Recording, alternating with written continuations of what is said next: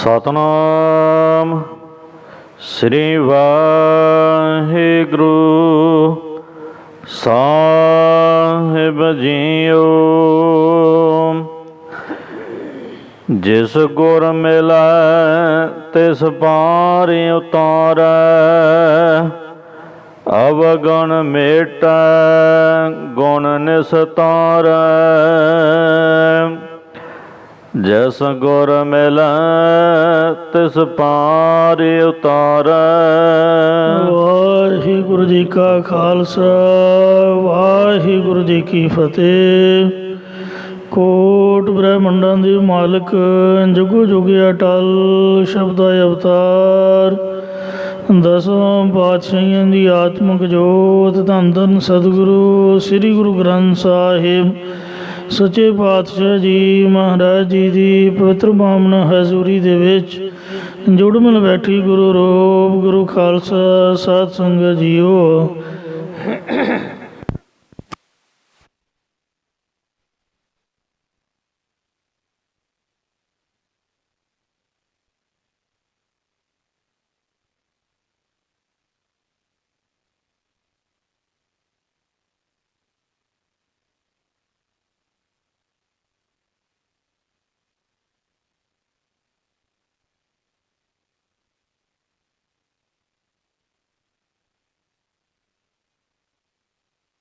ਕੀ ਕਰੇ ਕਹਾਣੀ ਅਕਥ ਕੇਰੀ, ਕਿਤ ਦੁਆਰੇ ਪਾਈਐ। ਆਵੋ ਹੋ ਸੰਤ ਮਿਲੋ ਹੋ ਮੇਰੇ ਭਾਈ, ਮਿਲ ਹਰ ਹਰ ਕਥਾ ਕਰੋ। ਆਓ ਗੁਰਬਾਣੀ ਦੀ ਕਥਾ ਵਿਚਾਰ ਜੋ ਲੜੀਵਾਰ ਪ੍ਰਾਰੰਭ ਹੈ, ਸਰਵਣ ਕਰਕੇ ਲਾਹ ਪ੍ਰਾਪਤ ਕਰੋ ਜੀ। ਇੱਕ ਵਾਰ ਉਚਾਰਨ ਕਰੋ, ਸਤਨਾਮ ਸ੍ਰੀ ਵਾਹਿਗੁਰੂ ਜੀ। ਸਤਨਾਮ ਸ੍ਰੀ ਵਾਹਿਗੁਰੂ ਸਾਹਿਬ ਜੀਓ। ਜਿਸ ਗੁਰ ਮਿਲੈ ਤਿਸ ਪਾਰ ਉਤਾਰੈ। ਰਾਮ ਕਲੀ ਮਹੱਲਾ ਪਹਿਲਾ। ਸਿੱਧ ਗੋਸ਼ਟ ਸਰਲੇਖ ਹੇਠ। ਪਹਿਲੇ ਪਾਤਸ਼ਾਹ ਧੰਨ ਸਤਿਗੁਰੂ ਸ੍ਰੀ ਗੁਰੂ ਨਾਨਕ ਦੇਵ ਸਾਹਿਬ ਜੀ ਮਹਾਰਾਜ ਇਹ ਪਵਿੱਤਰ ਪਾਵਨ ਗੁਰਬਾਣੀ ਉਚਾਰਨ ਕਰ ਰਹੇ ਹਨ, ਜਿਸ ਦੀਆਂ ਪਿੱਛੇ 38 ਪੌੜੀਆਂ ਸੰਪੂਰਨ ਹੋਈਆਂ ਹਨ। ਹੁਣ ਆਪ 39ਵੀਂ ਪੌੜੀ ਦੀ ਕਥਾ ਵਿਚਾਰ ਸਰਵਣ ਕਰ ਰਹੇ ਹੋ। ਜਿਸ ਗੁਰ ਮਿਲੈ ਤਿਸ ਪਾਰ ਉਤਾਰੈ। ਕੱਲ ਸਮਾਪਤੀ ਹੋਈ ਸੀ, ਨਾਨਕ ਗੁਰ ਬਿਨ ਘਾਟੇ ਘਾਟ, ਕਿ ਗੁਰੂ ਤੋਂ ਬਗੈਰ ਘਾਟਾ ਹੀ ਘਾਟਾ ਹੈ। ਜਿਸ ਨੂੰ ਮਹਾਰਾਜ ਹੁਣ ਕਹਿੰਦੇ, ਜਿਸ ਗੁਰ ਮਿਲੈ, ਜਿਸ ਨੂੰ ਪੂਰਾ ਸਤਿਗੁਰੂ ਸ੍ਰੀ ਗੁਰੂ ਨਾਨਕ ਦੇਵ ਸਾਹਿਬ ਜੀ ਮਹਾਰਾਜ, ਸ੍ਰੀ ਗੁਰੂ ਗੋਬਿੰਦ ਸਿੰਘ ਸਾਹਿਬ ਜੀ ਪੂਰਾ ਪ੍ਰਭ ਆਰਾਧਿਆ, ਪੂਰਾ ਜਾ ਕਾ ਨਾਉ ਨਾਨਕ ਪੂਰਾ ਪਾਇਆ। ਪੂਰੇ ਕੇ ਗੁਣ ਗਾਓ, ਪੂਰਾ ਸਤਿਗੁਰ ਸੇਵਿਆ, ਦੁੱਖਾਂ ਕਾ ਹੋਏ ਨਾਸ। ਨਾਨਕ ਨਾਮ ਆਰਾਧਿਆ, ਕਾਰਜ ਆਵੈ ਰਾਸ।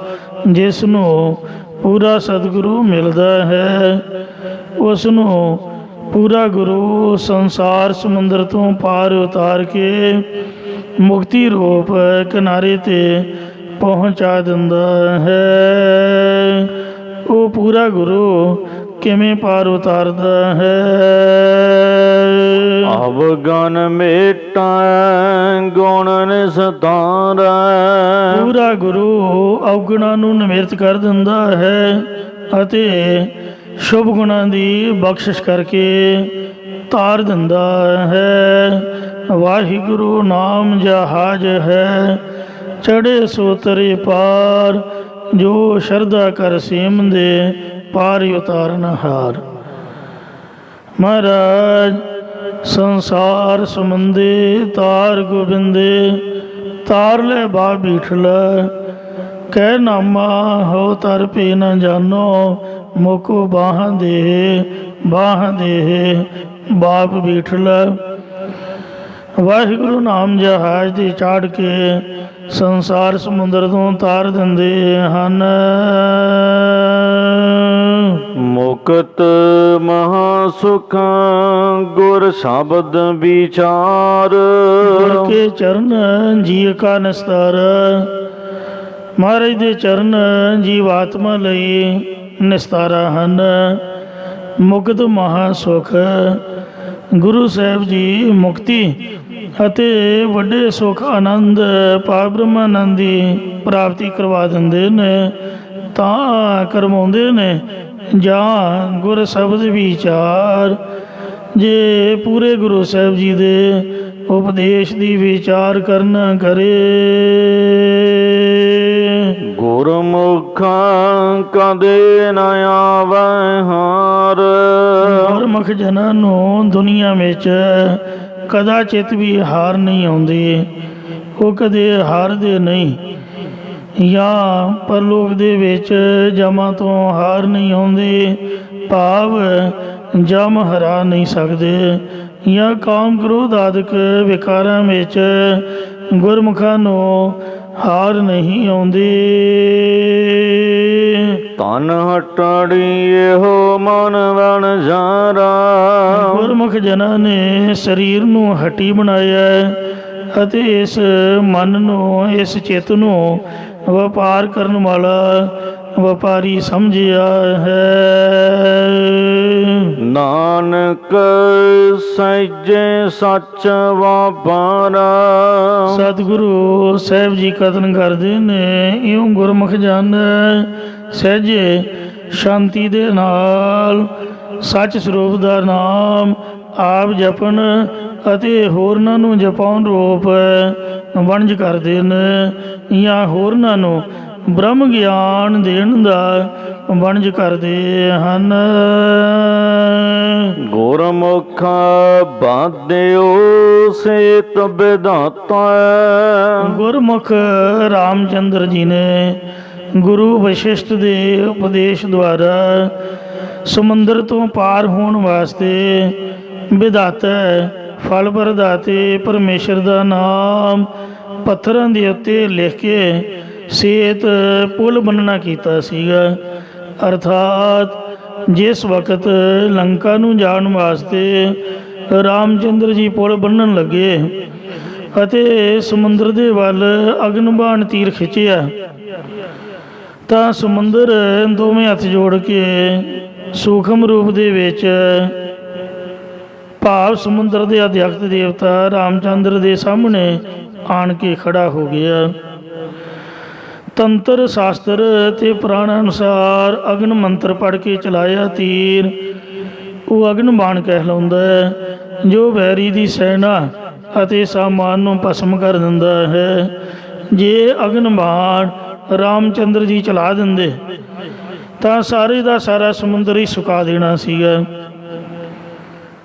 ਤੇ ਪਰ ਉਹ ਜਿਹੜਾ ਸਮੁੰਦਰ ਦੇ ਅਧਿਆਕਤ ਦੇਵਤਾ ਉਹ ਬੇਨਤੀ ਕਰਨ ਲੱਗਾ, ਹੇ ਵਿਸ਼ਨੂੰ ਅਵਤਾਰ ਰਾਮਚੰਦਰ ਜੀ ਮਹਾਰਾਜ, ਦੱਸੋ ਵੈਰ ਤਾਂ ਤੁਹਾਡਾ ਰਾਵਣ ਦੇ ਨਾਲ ਹੈ, ਮੇਰਾ ਕੀ ਗੁਨਾਹ ਹੈ? ਤੁਸੀਂ ਮੇਰੇ ਵੱਲ ਅਗਨ ਬਾਣ ਕਿਉਂ ਸਿੰਨਿਆ ਹੈ? ਮੈਂ ਤਾਂ ਤੁਹਾਨੂੰ ਕੁਝ ਨਹੀਂ ਆਖਿਆ। ਤਦ ਰਾਮ ਜੀ ਨੇ ਕਿਹਾ ਕਿ ਸਾਨੂੰ ਲੰਕਾ ਜਾਣ ਵਾਸਤੇ ਰਸਤਾ ਦੇ। ਉਸ ਵਕਤ ਸਮੁੰਦਰ ਦੇ ਅਧਿਆਕਤ ਦੇਵਤੇ ਨੇ ਕਿਹਾ ਕਿ ਤੁਸੀਂ ਆਪਣੇ ਗੁਰੂ ਦਾ ਪੂਜਨ ਕਰੋ, ਤੁਹਾਡੇ ਗੁਰੂ ਹੀ ਤੁਹਾਨੂੰ ਮੇਰੇ ਤੋਂ ਪਾਰ ਹੋਣ ਦਾ ਰਸਤਾ ਦੱਸਣਗੇ। ਇਹ ਸੁਣ ਕੇ ਰਾਮਚੰਦਰ ਜੀ ਨੇ ਆਪਣੇ ਗੁਰੂ ਵਸ਼ਿਸ਼ਟ ਜੀ ਦਾ ਧਿਆਨ ਕੀਤਾ। ਗੁਰੂ ਭਾਵੇਂ ਪੱਥਰ ਦਾ ਵੀ ਹੋਵੇ, ਮਿੱਟੀ ਦਾ ਬੁੱਤ ਵੀ ਹੋਵੇ, ਸਾਧ ਸੰਗਤ ਜੀ ਉਹ ਗੁਰੂ ਤਾਂ ਗੁਰੂ ਹੀ ਹੈ। ਆ ਜਿਹੜਾ ਕਰਨ ਸੀ ਕਰਨਾ, ਇਹਨੂੰ ਅਰਜਨ ਨੇ ਨੀਵੀਂ ਜਾਤ ਦਾ ਸਮਝ ਕੇ ਤੇ ਸ਼ਸਤਰ ਵਿਦਿਆ ਦੇ ਗੁਰੂ ਦੇ ਕੋਲੋਂ ਕਢਾ ਦਿੱਤਾ ਸੀਗਾ। ਇਹ ਕਰਨ ਆਪ ਦੇ ਸ਼ਸਤਰ ਵਿਦਿਆ ਦੇ ਗੁਰੂ ਦਾ ਬੁੱਤ ਬਣਾ ਕੇ ਅਭਿਆਸ ਕਰਦਾ ਰਿਹਾ। ਉਹਦੇ ਨਾਲ ਹੀ ਇੰਨਾ ਐਕਸਪਰਟ ਹੋ ਗਿਆ ਕਿ ਇਹਨੇ ਅਰਜਨ ਦਾ ਮੁਕਾਬਲਾ ਕੀਤਾ। ਕਹਿਣ ਲੱਗਾ, ਪੁੱਤ ਹੁਣ ਦੱਸ, ਤੂੰ ਮੈਨੂੰ ਗੁਰੂ ਕੋਲੋਂ ਕਢਾਇਆ ਸੀ, ਹੁਣ ਆ ਮੇਰੇ ਤੀਰਾਂ ਦਾ ਮੁਕਾਬਲਾ ਕਰ।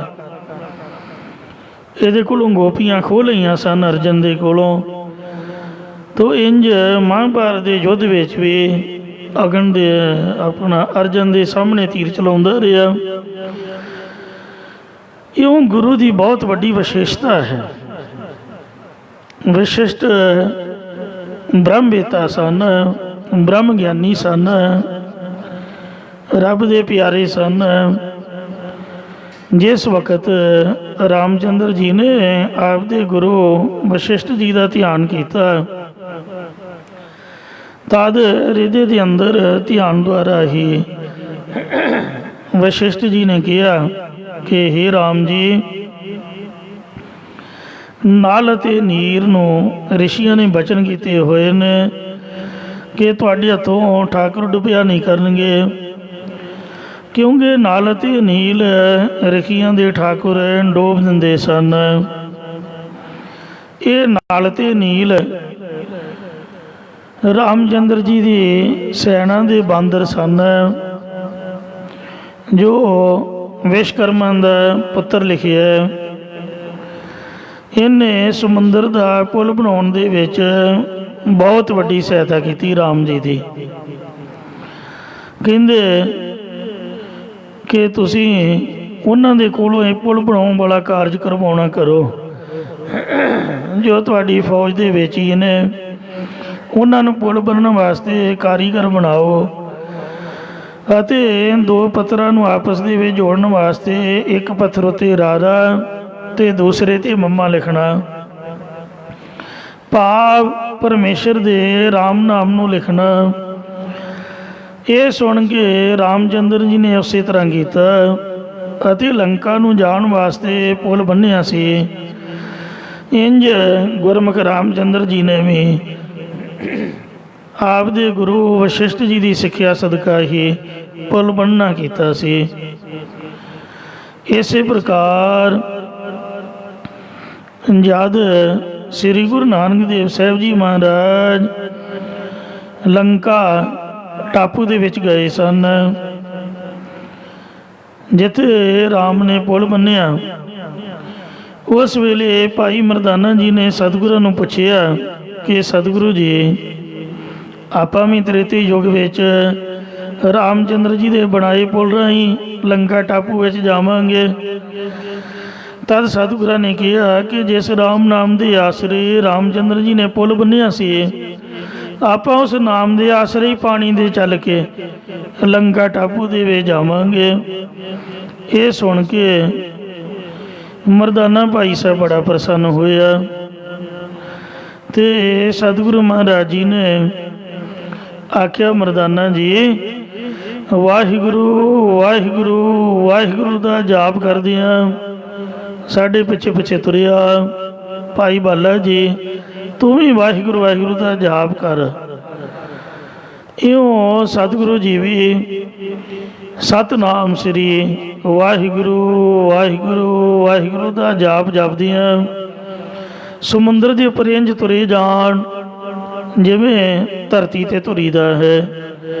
ਪਾਣੀ ਚਰਨਾਂ ਨੂੰ ਛੂਹਿਆ ਤੱਕ ਨਹੀਂ, ਦੇਖਦਾ ਸਭ ਕੁਝ ਹੈ ਕਿ ਸਮੁੰਦਰ ਠਾਠਾ ਮਾਰਿਆ, ਪਰ ਗੁਰੂ ਜੀ ਦੇ ਚਰਨਾਂ ਨੂੰ ਜਲ ਛੂਹ ਨਹੀਂ ਰਿਹਾ। ਜਦੋਂ ਵਿਚਕਾਰ ਜੇ ਗਏ ਤਾਂ ਗੁਰੂ ਸਾਹਿਬ ਜੀ ਨੇ ਸੋਹੰ ਸੋਹੰ ਸੋਹੰ ਦਾ ਜਾਪ ਜਪਣਾ ਸ਼ੁਰੂ ਕਰ ਦਿੱਤਾ। ਮਰਦਾਨਾ ਜੀ ਨੇ ਸੋਚਿਆ ਕਿ ਸ਼ਾਇਦ ਸੋਹੰਗ ਦੇ ਜਾਪ ਦਾ ਜ਼ਿਆਦਾ ਫਲ ਹੈ। ਉਹਨਾਂ ਵੀ ਵਾਹਿਗੁਰੂ ਵਾਹਿਗੁਰੂ ਕਹਿਣਾ ਛੱਡ ਕੇ ਸੋਹੰਗ ਸੋਹੰਗ ਕਹਿਣਾ ਸ਼ੁਰੂ ਕਰ ਦਿੱਤਾ। ਜਿਉਂ-ਜਿਉਂ ਹੀ ਵਾਹਿਗੁਰੂ ਛੱਡਿਆ ਤੇ ਸੋਹੰਗ ਕਹਿੰਦੇ ਗਏ, ਤਿਵੇਂ ਤਿਵੇਂ ਉਹਨਾਂ ਦੇ ਪੈਰ ਡੁੱਬਦੇ ਗਏ, ਗਿੱਟੇ ਤੱਕ ਪਾਣੀ। ਫਿਰ ਗੋਡਿਆਂ ਤੱਕ ਜਦ ਪਾਣੀ ਆਇਆ, ਉੱਚੀ ਉੱਚੀ ਰੌਲਾ ਪਾਇਆ ਕਿ ਮਹਾਰਾਜ, ਮੈਂ ਤਾਂ ਡੁੱਬ ਚੱਲਿਆ, ਮੈਨੂੰ ਬਚਾਓ। ਭਾਈ ਬਾਲਾ ਜੀ ਨੇ ਪਿੱਛਾ ਭੌਂ ਕੇ ਵੇਖਿਆ, ਆਖਿਆ ਗੁਰੂ ਸਾਹਿਬ ਜੀ ਮਰਦਾਨਾ ਡੁੱਬ ਚੱਲਿਆ ਹੈ। ਸਤਿਗੁਰੂ ਮਹਾਰਾਜ ਕਹਿਣ ਲੱਗੇ, ਮਰਦਾਨਿਆ ਤੈਨੂੰ ਮੈਂ ਆਖਿਆ ਤੂੰ ਵਾਹਿਗੁਰੂ ਕਹਿ, ਵਾਹਿਗੁਰੂ ਕਿਉਂ ਛੱਡ ਦਿੱਤਾ? ਚੱਲ ਉੱਚੀ ਬੋਲ, ਸਤਨਾਮ ਸ੍ਰੀ ਵਾਹਿਗੁਰੂ ਵਾਹਿਗੁਰੂ ਵਾਹਿਗੁਰੂ ਦਾ ਜਾਪ ਜਪ। ਤਾਂ ਭਾਈ ਸਾਹਿਬ ਨੇ ਫਿਰ ਵਾਹਿਗੁਰੂ ਵਾਹਿਗੁਰੂ ਕਹਿਣਾ ਸ਼ੁਰੂ ਕਰ ਦਿੱਤਾ। ਸਤਿਗੁਰੂ ਜੀ ਕਹਿਣ ਲੱਗੇ, ਗੁਰ ਕਹਿਆ ਸਾਕਾਰ ਕਮਾਵੋ, ਜੋ ਗੁਰੂ ਨੇ ਕਿਹਾ ਉਹ ਕਾਰ ਕਰੋ, ਗੁਰ ਕੀ ਕਰਨੀ ਕਾਹੇ ਧਾਵੋ। ਗੁਰੂ ਦੀ ਰੀਸ ਕਿਉਂ ਕਰਦੇ ਹੋ? ਗੁਰੂ ਦੀ ਸਿੱਖਿਆ ਨੂੰ ਮੰਨੋ। ਕਹਿੰਦੇ ਜੀ ਸਤ ਬਚਨ ਇਉਂ ਸਤਿਗੁਰੂ ਨਾਨਕ ਦੇਵ ਮਹਾਰਾਜ ਜੀ ਨੇ ਗੁਰਸਿੱਖਾਂ ਨੂੰ ਜਪਣ ਵਾਸਤੇ ਵਾਹਿਗੁਰੂ ਦਾ ਨਾਮ ਗੁਰ ਮੰਤਰ ਵਾਹਿਗੁਰੂ ਬਖਸ਼ਿਆ। ਵਾਵੇ ਕੰਨਾ ਹਾਹੇ ਸਿਆਰੀ, ਗੱਗੀ ਔਂਕੜ ਧੀਰਾਰੇ ਦਲੰਕੜ। ਪਰ ਸ੍ਰੀ ਗੁਰੂ ਗ੍ਰੰਥ ਸਾਹਿਬ ਦੇ ਵਿੱਚ ਗੁਪਤ ਰੱਖਿਆ, ਗੁਪਤ। ਕਈ ਤਰਕਸ਼ੀਲ ਲੋਕ ਇਹ ਸਵਾਲ ਕਰਦੇ ਨੇ ਕਿ ਵਾਹਿਗੁਰੂ ਨਾਮ ਸ੍ਰੀ ਗੁਰੂ ਨਾਨਕ ਦੇਵ ਜੀ ਨੇ ਆਪਦੀ ਬਾਣੀ ਵਿੱਚ ਤਾਂ ਕਿਤੇ ਵੀ ਨਹੀਂ ਲਿਖਿਆ। ਸਾਧ ਸੰਗਤ ਜੀਓ, ਗੁਰੂ ਸਾਹਿਬ ਜੀ ਨੇ ਨਾਮ ਨੂੰ ਗੁਪਤ ਰੱਖਿਆ। ਕਲਯੁਗ ਨਾਮ ਵਰਤੈ ਵਿੱਚ ਗੁਪਤਾ, ਗੁਪਤ ਨਾਮ ਦਾ ਵਰਤਾਰਾ ਵਰਤਾਇਆ। ਜੇ ਕਹੋ ਕਿ ਵਾਹਿਗੁਰੂ ਨਾਮ ਨਹੀਂ ਲਿਖਿਆ, ਲਿਖਿਆ ਤਾਂ ਹੈ, ਲਿਖਿਆ ਨਹੀਂ ਪਵਨ ਗੁਰੂ। ਗੁਰੂ ਸਪਸ਼ਟ ਲਿਖ ਦਿੱਤਾ ਤੇ ਪਵਨ ਇਹ ਘੁਮਾ ਕੇ ਲਿਖਿਆ। ਪਵਨ ਨਾਮ ਹੈ ਹਵਾ ਦਾ, ਹਵਾ ਨੂੰ ਪੁੱਠਾ ਕਰ ਦਿਓ, ਕੀ ਬਣਿਆ? ਵਾਹੇ ਬਣ ਤਾਂ ਗਿਆ, ਗੁਰੂ ਅੱਗੇ ਹੈ, ਵਾਹਿਗੁਰੂ ਤਾਂ ਹੋਇਆ। ਫਿਰ ਭੱਟਾਂ ਨੂੰ ਸਤਿਗੁਰੂ ਪੰਜਵੇਂ ਪਾਤਸ਼ਾਹ ਜੀ ਨੇ ਵਾਹਿਗੁਰੂ ਮੰਤਰ ਬਖਸ਼ਿਆ। ਤਾਂ ਹੀ ਤਾਂ ਉਹਨਾਂ ਸਵਈਆਂ ਦੇ ਵਿੱਚ ਲਿਖਿਆ ਵਾਹਿਗੁਰੂ ਵਾਹਿਗੁਰੂ ਵਾਹਿਗੁਰੂ ਵਾਹਿ ਜੀਓ। ਕਬਲ ਨੈਣ ਮਧੁਰ ਬੈਣ ਕੋਟ ਸੈਣ ਸੰਗ ਸੋਭ, ਕਹਿਤ ਮਾਂਝ ਸੋਧ ਜਿਸ ਹੈ ਦਹੀਂ ਭਾਂਤ ਖਾਹੀ ਜੀਓ। ਦੇਖ ਰੂਪ ਅਤ ਅਨੂਪ ਮੋਹ ਮਹਾ ਮਗ ਭਈ, ਕਿੰਕਨੀ ਸ਼ਬਦ ਛਨਤ ਕਾਰ ਖੇਲ ਪਾਹੀ ਜੀਓ। ਇਉਂ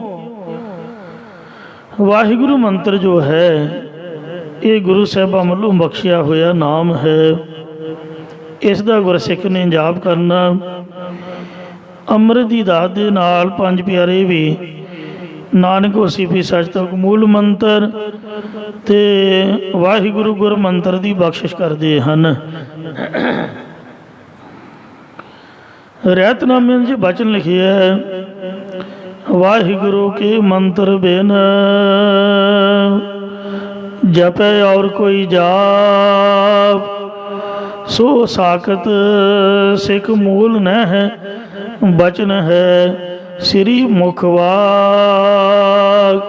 ਇਹ ਸਤਿਗੁਰਾਂ ਦੇ ਸੁਭਾਈ ਮਨ ਮੁਖ ਤੋਂ ਨਿਕਲੇ ਬਚਨ ਨੇ ਕਿ ਵਾਹਿਗੁਰੂ ਦੇ ਮੰਤਰ ਤੋਂ ਬਿਨਾਂ ਜੇ ਕੋਈ ਹੋਰ ਜਾਪ ਜਪੇਗਾ ਸੋ ਸਾਖਤ ਹੈ, ਆਪਦੀ ਮਰਜ਼ੀ ਵਾਲਾ ਹੈ, ਗੁਰੂ ਦਾ ਸਿੱਖ ਨਹੀਂ ਹੈ। ਇਹ ਗੁਰੂ ਸਾਹਿਬ ਦੇ ਬਚਨ ਨੇ। ਸੋ ਵਾਹਿਗੁਰੂ ਨਾਮ ਹੀ ਜਹਾਜ਼ ਹੈ। ਇੱਕ ਪੁਲ ਬੰਨਿਆ ਗੁਰੂ ਸਾਹਿਬ ਨੇ। ਭਾਈ ਸਾਹਿਬ ਭਾਈ ਗੁਰਦਾਸ ਸਾਹਿਬ ਜੀ ਜਿਸ ਵਕਤ ਆਗਰੇ ਦੇ ਵਿੱਚ ਧਰਮ ਪ੍ਰਚਾਰ ਕਰਦਿਆਂ ਸੁਣਿਆ ਕਿ ਸ੍ਰੀ ਗੁਰੂ ਰਾਮਦਾਸ ਜੀ ਜੋਤੀ ਜੋਤ ਸਮਾ ਗਏ ਨੇ ਤੇ ਆਪ ਦੋ ਛੋਟੇ ਸਾਹਿਬਜ਼ਾਦੇ, ਸਭ ਤੋਂ ਛੋਟੇ ਸਾਹਿਬਜ਼ਾਦੇ ਸ੍ਰੀ ਗੁਰੂ ਅਰਜਨ ਦੇਵ ਜੀ ਮਹਾਰਾਜ ਨੂੰ ਗੁਰਤਾ ਗਤੀ ਦੇ ਸੁਭਾਈਮਾਨ ਕਰ ਗਏ ਨੇ। ਸੋਚਿਆ ਮਣਾ ਚਲੋ ਚੱਲ ਕੇ ਦਰਸ਼ਨ ਪਾਈਏ। ਜਦ ਬਿਆਸ ਦਰਿਆ 'ਤੇ ਆਏ ਤਾਂ ਗਾੜੀਆਂ ਸ਼ਾਮਾਂ ਪੈ ਗਈਆਂ, ਰਾਤ ਦਾ ਹਨੇਰਾ ਹੋ ਗਿਆ। ਸਿਆਲੇ ਦੇ ਦਿਨ ਸਨ। 7 ਵਜੇ ਤਾਂ ਅੱਧੀ ਰਾਤ ਵਾਂਗੂ ਬਣ ਜਾਂਦਾ। ਫਿਰ ਦਰਿਆ ਦਾ ਕਿਨਾਰਾ, ਸੰਗਤਾਂ ਭਾਈ ਸਾਹਿਬ ਦੇ ਨਾਲ ਸੋਚਿਆ ਮਨਾ ਜੇ ਇੱਥੇ ਰਾਤ ਰਹੇ ਤਾਂ ਕਿ ਦਰਿਆ ਦੇ ਕਿਨਾਰੇ ਰਾਤ ਠੰਡ ਵੀ ਬਹੁਤ ਜ਼ਿਆਦਾ ਹੋ ਜਾਂਦੀ ਹੈ, ਬਾਕੀ ਰਹਿਣ ਦਾ ਖਾਣ ਪੀਣ ਦਾ ਇੱਥੇ ਪ੍ਰਬੰਧ ਕੌਣ ਕਰੂਗਾ। ਬੇੜੀਆਂ ਵਾਲਾ ਕੋਈ ਹੈ ਨਹੀਂ, ਸਭ ਆਪੋ ਆਪਣੇ ਘਰਾਂ ਨੂੰ ਚਲੇ ਗਏ। ਪਰਲੇ ਕਿਨਾਰੇ 'ਤੇ ਪਹੁੰਚਦੇ ਹੀ ਗੋਇੰਦਵਾਲ ਸਾਹਿਬ ਹੈ, ਰਾਤ ਉੱਥੇ ਰਹਿਣਾ ਹੈ। ਅਤੇ ਇਸ ਤਰ੍ਹਾਂ ਸੋਚ ਕੇ ਕਿ ਹੁਣ ਗੁਰੂ ਸਾਹਿਬ ਜੀ ਦੇ ਨਾਮ ਦਾ, ਬਾਣੀ ਦਾ ਆਸਰਾ ਲੈਂਦੇ ਆ। ਜੋ ਮਹਾਰਾਜ ਨੇ ਬਾਣੀ ਵਿੱਚ ਲਿਖਿਆ ਹੈ ਕਿ ਮਹਾਰਾਜ ਦੀ ਬਾਣੀ, ਮਹਾਰਾਜ ਦਾ ਨਾਮ ਸੰਸਾਰ ਸਮੁੰਦਰ ਤੋਂ ਪਾਰ ਉਤਾਰਨ ਨੂੰ ਸਮਰੱਥ ਹੈ। ਕਹਿੰਦੇ ਸਾਧ ਸੰਗਤ ਜੀ ਦਰਿਆ ਸਾਡੇ ਅੱਗੇ ਕੀ ਹੈ, ਆਓ ਮੇਰੇ ਪਿੱਛੇ ਪਿੱਛੇ। ਭਾਈ ਗੁਰਦਾਸ ਜੀ ਨੇ ਅਰਦਾਸਾ ਸੋਧਿਆ, ਆਖਿਆ ਹੇ ਸ੍ਰੀ ਗੁਰੂ ਅਰਜਨ ਦੇਵ ਜੀ, ਜੀ ਆਪ ਸੱਚਮੁੱਚ ਹੀ ਪੂਰਨ ਗੁਰੂ ਹੋ ਤੇ ਕਿਰਪਾ ਕਰੋ। ਮੈਂ ਜਪਜੀ ਸਾਹਿਬ ਦਾ ਪਾਠ ਕਰਨ ਲੱਗਾ, ਆਪਦੇ ਚਰਨਾਂ ਦਾ ਉਟਾਸਰਾ ਲੈ ਕੇ ਤੇ ਸਾਨੂੰ ਦਰਿਆ ਤੋਂ ਪਾਰ ਉਤਾਰੋ।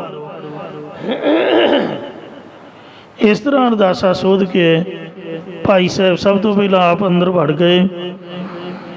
ਵਿਚਕਾਰ ਖੜ੍ਹੇ ਹੋ ਕੇ ਜਪਜੀ ਸਾਹਿਬ ਦਾ ਪਾਠ ਕਰਨ ਲੱਗ ਪਏ। ਆਖਿਆ ਉਹ ਸੰਗਤ ਜੀ, ਪਾਣੀ ਥੋੜ੍ਹਾ ਹੀ ਹੈ, ਬਹੁਤ ਜ਼ਿਆਦਾ ਨਹੀਂ ਹੈ। ਸਾਰੀ ਸੰਗਤ ਨੂੰ ਦਰਿਆ ਤੋਂ ਪਾਰ ਕਰ ਦਿੱਤਾ ਸੀਗਾ। ਇਹੋ ਜਿਹਾ ਮਹਾਰਾਜ ਦਾ ਨਾਮ ਦਾ, ਬਾਣੀ ਦਾ ਪੁੱਲ ਹੈ। ਫਿਰ ਜਦ ਅੱਗੇ ਆਏ ਤਾਂ ਬੱਚੇ ਗੁੱਲੀ ਡੰਡਾ ਆਦਿ ਖੇਡ ਰਹੇ ਸਨ। ਕਿਸੇ ਗੱਲ 'ਤੇ ਉਹਨਾਂ ਦਾ ਆਪਸ ਵਿੱਚ ਚਰਚਾ ਹੋਈ ਤੇ ਇੱਕ ਬੱਚਾ ਕਹਿਣ ਲੱਗਾ, ਜੇ ਵਾਹਿਗੁਰੂ ਜੀ ਨੂੰ ਭਾਇਆ, ਗੁਰੂ ਜੀ ਨੂੰ ਭਾਇਆ ਤਾਂ ਇੰਜ ਹੋ ਜਾਏਗਾ। ਭਾਈ ਸਾਹਿਬ ਨੇ ਉਹਨਾਂ ਬੱਚਿਆਂ ਨੂੰ ਮੱਥਾ ਟੇਕਿਆ, ਆਖਿਆ ਧੰਨ ਬੱਚੇ ਜਿਨ੍ਹਾਂ ਨੂੰ ਗੁਰੂ ਦਾ ਹੁਕਮ ਚੰਗਾ ਲੱਗ ਰਿਹਾ ਹੈ। ਫਿਰ ਮਨ ਵਿੱਚ ਫੁਰਨਾ ਕੀਤਾ ਕਿ ਜੇ ਸੱਚਮੁੱਚ ਹੀ ਸ੍ਰੀ ਗੁਰੂ ਅਰਜਨ ਦੇਵ ਜੀ ਚੌਂ ਪਾਤਸ਼ਾਹੀਆਂ ਦੀ ਆਤਮਿਕ ਜੋਤ ਨੇ ਤਾਂ ਮੇਰੇ ਇਹ ਦੋ ਫੁਰਨੇ ਦੱਸਣ। ਇੱਕ ਤਾਂ ਦਰਿਆ ਤੋਂ ਪਾਰ ਹੋਣ ਵਾਲਾ ਬਚਨ ਦੱਸਣ ਅੰਤਰਜਾਮਤਾ ਨਾਲ, ਤੇ ਦੂਸਰਾ ਬੱਚਿਆਂ ਨੂੰ ਮੈਂ ਮੱਥਾ ਕਿਉਂ ਟੇਕਿਆ ਇਹ ਬਚਨ ਦੱਸਣ।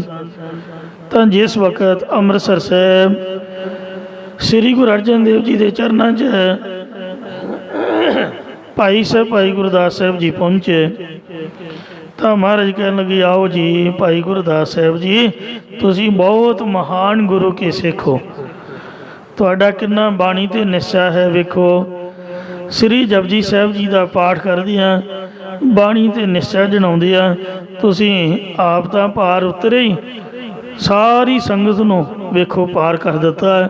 ਆਪ ਤਾਰੇ ਨਸਰੇਠਾ, ਧੰਨ ਹੋ ਤੁਸੀਂ। ਅਤੇ ਛੋਟੇ ਬੱਚਿਆਂ ਨੂੰ ਆਪ ਨੇ ਗੁਰੂ ਜੀ ਦਾ ਹੁਕਮ ਮੰਨਣ ਕਰਕੇ ਨਮਸਕਾਰ ਕੀਤੇ। ਤੁਹਾਡੇ ਵਰਗੇ ਮਹਾਨ ਗੁਰਸਿੱਖ ਗੁਰੂ ਘਰ ਦੇ ਵਿੱਚ ਹੋਣੇ ਚਾਹੀਦੇ ਨੇ, ਆਓ ਜੀ ਆਇਆਂ ਨੂੰ। ਕਹਿੰਦੇ ਮਹਾਰਾਜ ਧੰਨ ਹੋ ਤੁਸੀਂ। ਹੈ ਸ੍ਰੀ ਗੁਰੂ ਅਰਜਨ ਦੇਵ ਜੀ ਧੋਤਰੇ ਸੀਗੇ, ਆਪਣਾ ਭਣੇਵੇਂ ਸਨ।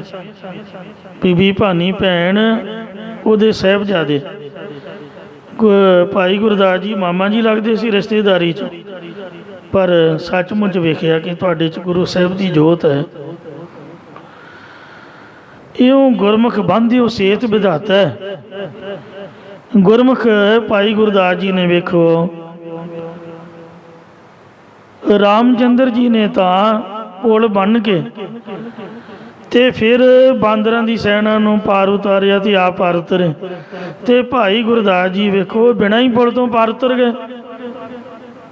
ਹਨੂਮਾਨ ਨੇ ਵੀ ਇਹੋ ਜਿਹੀ ਉਡਾਰੀ ਮਾਰੀ ਕਿ ਆਪ ਦੀ ਪੂਛ ਦੇ ਨਾਲ ਰੂਹ ਬੰਨ੍ਹ ਕੇ ਸਮੁੰਦਰ ਤੋਂ ਉੱਡ ਕੇ ਪਰਲੇ ਪਾਰ ਲੰਕਾ 'ਤੇ ਪਹੁੰਚ ਕੇ ਉਹਦਾ ਅਸ਼ੋਕ ਵਣ ਸਾੜ ਸੁੱਟਿਆ। ਰਾਵਣ ਦੇ ਮਹਿਲਾਂ ਨੂੰ ਬੜੀ ਬਰਬਾਦ ਕੀਤਾ। ਫਿਰ ਬਾਅਦ ਵਿੱਚ ਸਮੁੰਦਰ ਚੁੱਭੀ ਮਾਰ ਕੇ ਆਪਦੀ ਅੱਗ ਬੁਝਾ ਲਈ। ਇਹ ਗੁਰਮੁਖਾਂ ਦੀ ਅਵਸਥਾ ਹੈ। ਖੁਦ ਭਗਵਾਨ ਤਾਂ ਪੁੱਲ ਬਣ ਕੇ ਗਿਆ, ਪਰ ਜਿਹੜੇ ਭਗਵਾਨ ਨੂੰ ਮੰਨਣ ਵਾਲੇ, ਗੁਰਮੁਖ ਨਾਮ ਜਪਣ ਵਾਲੇ, ਉਹ ਬਿਨਾਂ ਹੀ ਪੁੱਲ ਤੋਂ ਪਾਰ ਉਤਰ ਗਏ। ਇਸੇ ਤਰ੍ਹਾਂ ਸਿੰਘ ਸਾਹਿਬ, ਭਾਈ ਰਣਜੀਤ ਸਿੰਘ ਸਾਹਿਬ ਜੀ, ਜੋ ਕੌਮ ਦੇ ਮਹਾਰਾਜਾ ਹੋਏ ਨੇ, ਅਟਕ ਦਰਿਆ ਬਹੁਤ ਠਾਠਾ ਮਾਰਿਆ ਸੀ। ਉਧਰਲੇ ਪਾਸੇ ਅਫਗਾਨੀਆਂ ਨੇ ਹੱਲਾ ਮਚਾਇਆ ਹੋਇਆ ਸੀ।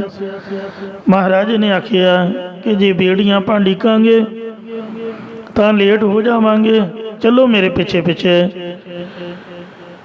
ਆਪਾਂ ਪਾਣੀ ਕੋਈ ਬਹੁਤਾ ਨਹੀਂ ਹੈ, ਮਹਾਰਾਜ ਦੀ ਬਾਣੀ ਪੜ੍ਹਦਿਆਂ ਪਾਰ ਉਤਰ ਜਾਈਏ। ਮਹਾਰਾਜਾ ਰਣਜੀਤ ਸਿੰਘ ਨੇ ਅਟਕ ਦਰਿਆ ਦੇ ਵਿੱਚ ਸ੍ਰੀ ਜਪਜੀ ਸਾਹਿਬ ਜੀ ਦਾ ਪਾਠ ਪ੍ਰਾਰੰਭ ਕਰਦਿਆਂ ਆਪ ਦਾ ਘੋੜਾ ਸਿੰਨ ਲਿਆ ਤੇ ਵਿਚਕਾਰ ਖੜੇ ਹੋ ਕੇ ਕਹਿੰਦੇ ਲੰਘ ਜਾਓ ਪਾਰ। ਸਾਰੀ ਫੌਜ ਨੂੰ ਪਾਰ ਲੰਘਾ ਕੇ ਆਪ ਫਿਰ ਘੋੜਾ ਅੱਗੇ ਨੂੰ ਚਲਾਇਆ। ਜਪਜੀ ਸਾਹਿਬ ਦੇ ਪਾਠ ਦੇ ਨਾਲ ਹੀ ਵੇਖੋ ਅਟਕ ਦਰਿਆ ਪਾਰ ਕਰ ਲਿਆ। ਐਸਾ ਨਿਸ਼ਚਾ ਸੀਗਾ ਮਹਾਰਾਜਾ ਰਣਜੀਤ ਸਿੰਘ ਸਾਹਿਬ ਦਾ। ਜਦ ਸਾਰੇ ਹੀ ਪਾਰ ਉਤਰ ਗਏ ਤੇ ਜਿਹੜੀ ਇੱਕ ਪਠਾਣਾਂ ਦੀ ਟੁਕੜੀ ਫੌਜ ਵਿੱਚ ਸੀਗੇ, ਪਹਿਲਾਂ ਤਾਂ ਉਹਨਾਂ ਮਹਾਰਾਜੇ ਦੇ ਆਖੇ ਨਹੀਂ ਲੱਗੇ, ਕਹਿੰਦੇ ਵੀ ਇਹ ਸਾਨੂੰ ਡੋਬੂਗਾ, ਆਪ ਵੀ ਡੁੱਬੇਗਾ। ਜਦ ਸਾਰੇ ਪਾਰ ਉਤਰ ਗਏ ਤੇ ਮਹਾਰਾਜੇ ਨੇ ਘੋੜੇ ਦਾ ਧਿਆਨ ਪਰਾਂ ਨੂੰ ਕਰ ਲਿਆ, ਆਪ ਦਾ ਧਿਆਨ, ਘੋੜਾ ਘੁਮਾ ਲਿਆ। ਮੁੜ ਕੇ ਕਹਿਣ ਲੱਗੇ ਸਾਰੇ ਉਤਰ ਗਏ ਨੇ, ਚਲੋ ਆਪਾਂ ਵੀ ਉਤਰ ਜਾਈਏ। ਉਹ 500 ਦੇ 500 ਸਾਰੇ ਦੇ ਸਾਰੇ ਪਠਾਨ ਹੀ ਦਰਿਆ 'ਚ ਰੁੜ ਗਏ। ਜਦ ਫੌਜੀਆਂ ਨੇ ਮਹਾਰਾਜ ਜੀ ਨੂੰ ਆਵਾਜ਼ ਮਾਰੀ ਕਿ ਤੁਹਾਡੇ ਪਠਾਨ ਫੌਜੀ ਦਰਿਆ 'ਚ ਰੁੜੇ ਜਾ ਰਹੇ ਨੇ, ਕਹਿੰਦੇ ਕੋਈ ਨਹੀਂ, ਰੁੜਨ ਦਿਓ, ਦਰਿਆ ਨੂੰ ਵੀ ਬਲੀ ਚਾਹੀਦੀ ਹੈ, ਇਹਨੇ ਸਾਨੂੰ ਰਸਤਾ ਦਿੱਤਾ, ਪਠਾਣਾਂ ਦੀ ਬਲੀ ਸਹੀ। ਇਉਂ ਨਿਸ਼ਚੇ ਤੋਂ ਹੀਣੇ ਪਠਾਨ ਵੇਖੋ ਉਸੇ ਹੀ ਪਾਣੀ 'ਚ ਰੁੜ ਗਏ। ਤੇ ਪਰ ਮਹਾਰਾਜਾ ਰਣਜੀਤ ਸਿੰਘ ਨਿਸ਼ਚੇ ਵਾਲਾ ਉਹਦੇ ਤੋਂ ਪਾਰ ਉਤਰ ਗਿਆ। ਰਾਮ ਰਾਮ ਸਭ ਕੋ ਕਹੈ, ਕਹੇ ਰਾਮ ਨਾ ਹੋਏ, ਗੁਰ ਪ੍ਰਸਾਦੀ ਰਾਮ ਮਨ ਵਸੈ, ਤਾਂ ਫਲ ਪਾਵੈ ਕੋਏ। ਇਉਂ ਸਾਹਿਬ ਸ੍ਰੀ ਗੁਰੂ ਨਾਨਕ ਦੇਵ ਸਾਹਿਬ ਜੀ ਫਰਮਾਨ ਕਰਦੇ ਨੇ, ਗੁਰਮੁਖਾਂ ਬਾਧਿਓ ਸੇਤ ਵਿਦਾਤਾ। ਵਿਦਾਤੇ ਫਲ ਵਰਦਾਤੇ ਵਾਹਿਗੁਰੂ ਦਾ ਰਾਮ ਨਾਮ ਲੈ ਕੇ ਪੱਥਰਾਂ ਦੇ ਉੱਪਰ ਨਲ ਨੀਲ ਨੂੰ ਕਾਰੀਗਰ ਬਣਾ ਕੇ ਰਾਮਚੰਦਰ ਜੀ ਨੇ ਲੰਕਾ ਜਾਣ ਲਈ ਸਮੁੰਦਰ 'ਤੇ ਪੁਲ ਬਣਾਇਆ ਸੀਗਾ। ਤੇ ਮੁਖੀ ਗੁਰੂ ਸ੍ਰੀ ਗੁਰੂ ਨਾਨਕ ਦੇਵ ਸਾਹਿਬ ਜੀ ਬਿਨਾਂ ਹੀ ਪੁਲ ਤੋਂ ਵੇਖੋ ਪਾਰ ਉਤਰੇ ਸਨ।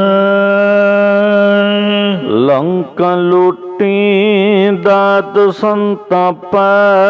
ਪੁਲ ਬਣਾ ਕੇ ਜਦ ਅੱਗੇ ਗਿਆ, ਫਿਰ ਰਾਮਚੰਦਰ ਜੀ ਨੇ ਜਾ ਕੇ ਲੰਕਾ ਲੁੱਟੀ ਤੇ ਰਾਖਸ਼ਾਂ ਨੂੰ ਦੁੱਖ ਦੇਣਾ ਕੀਤਾ।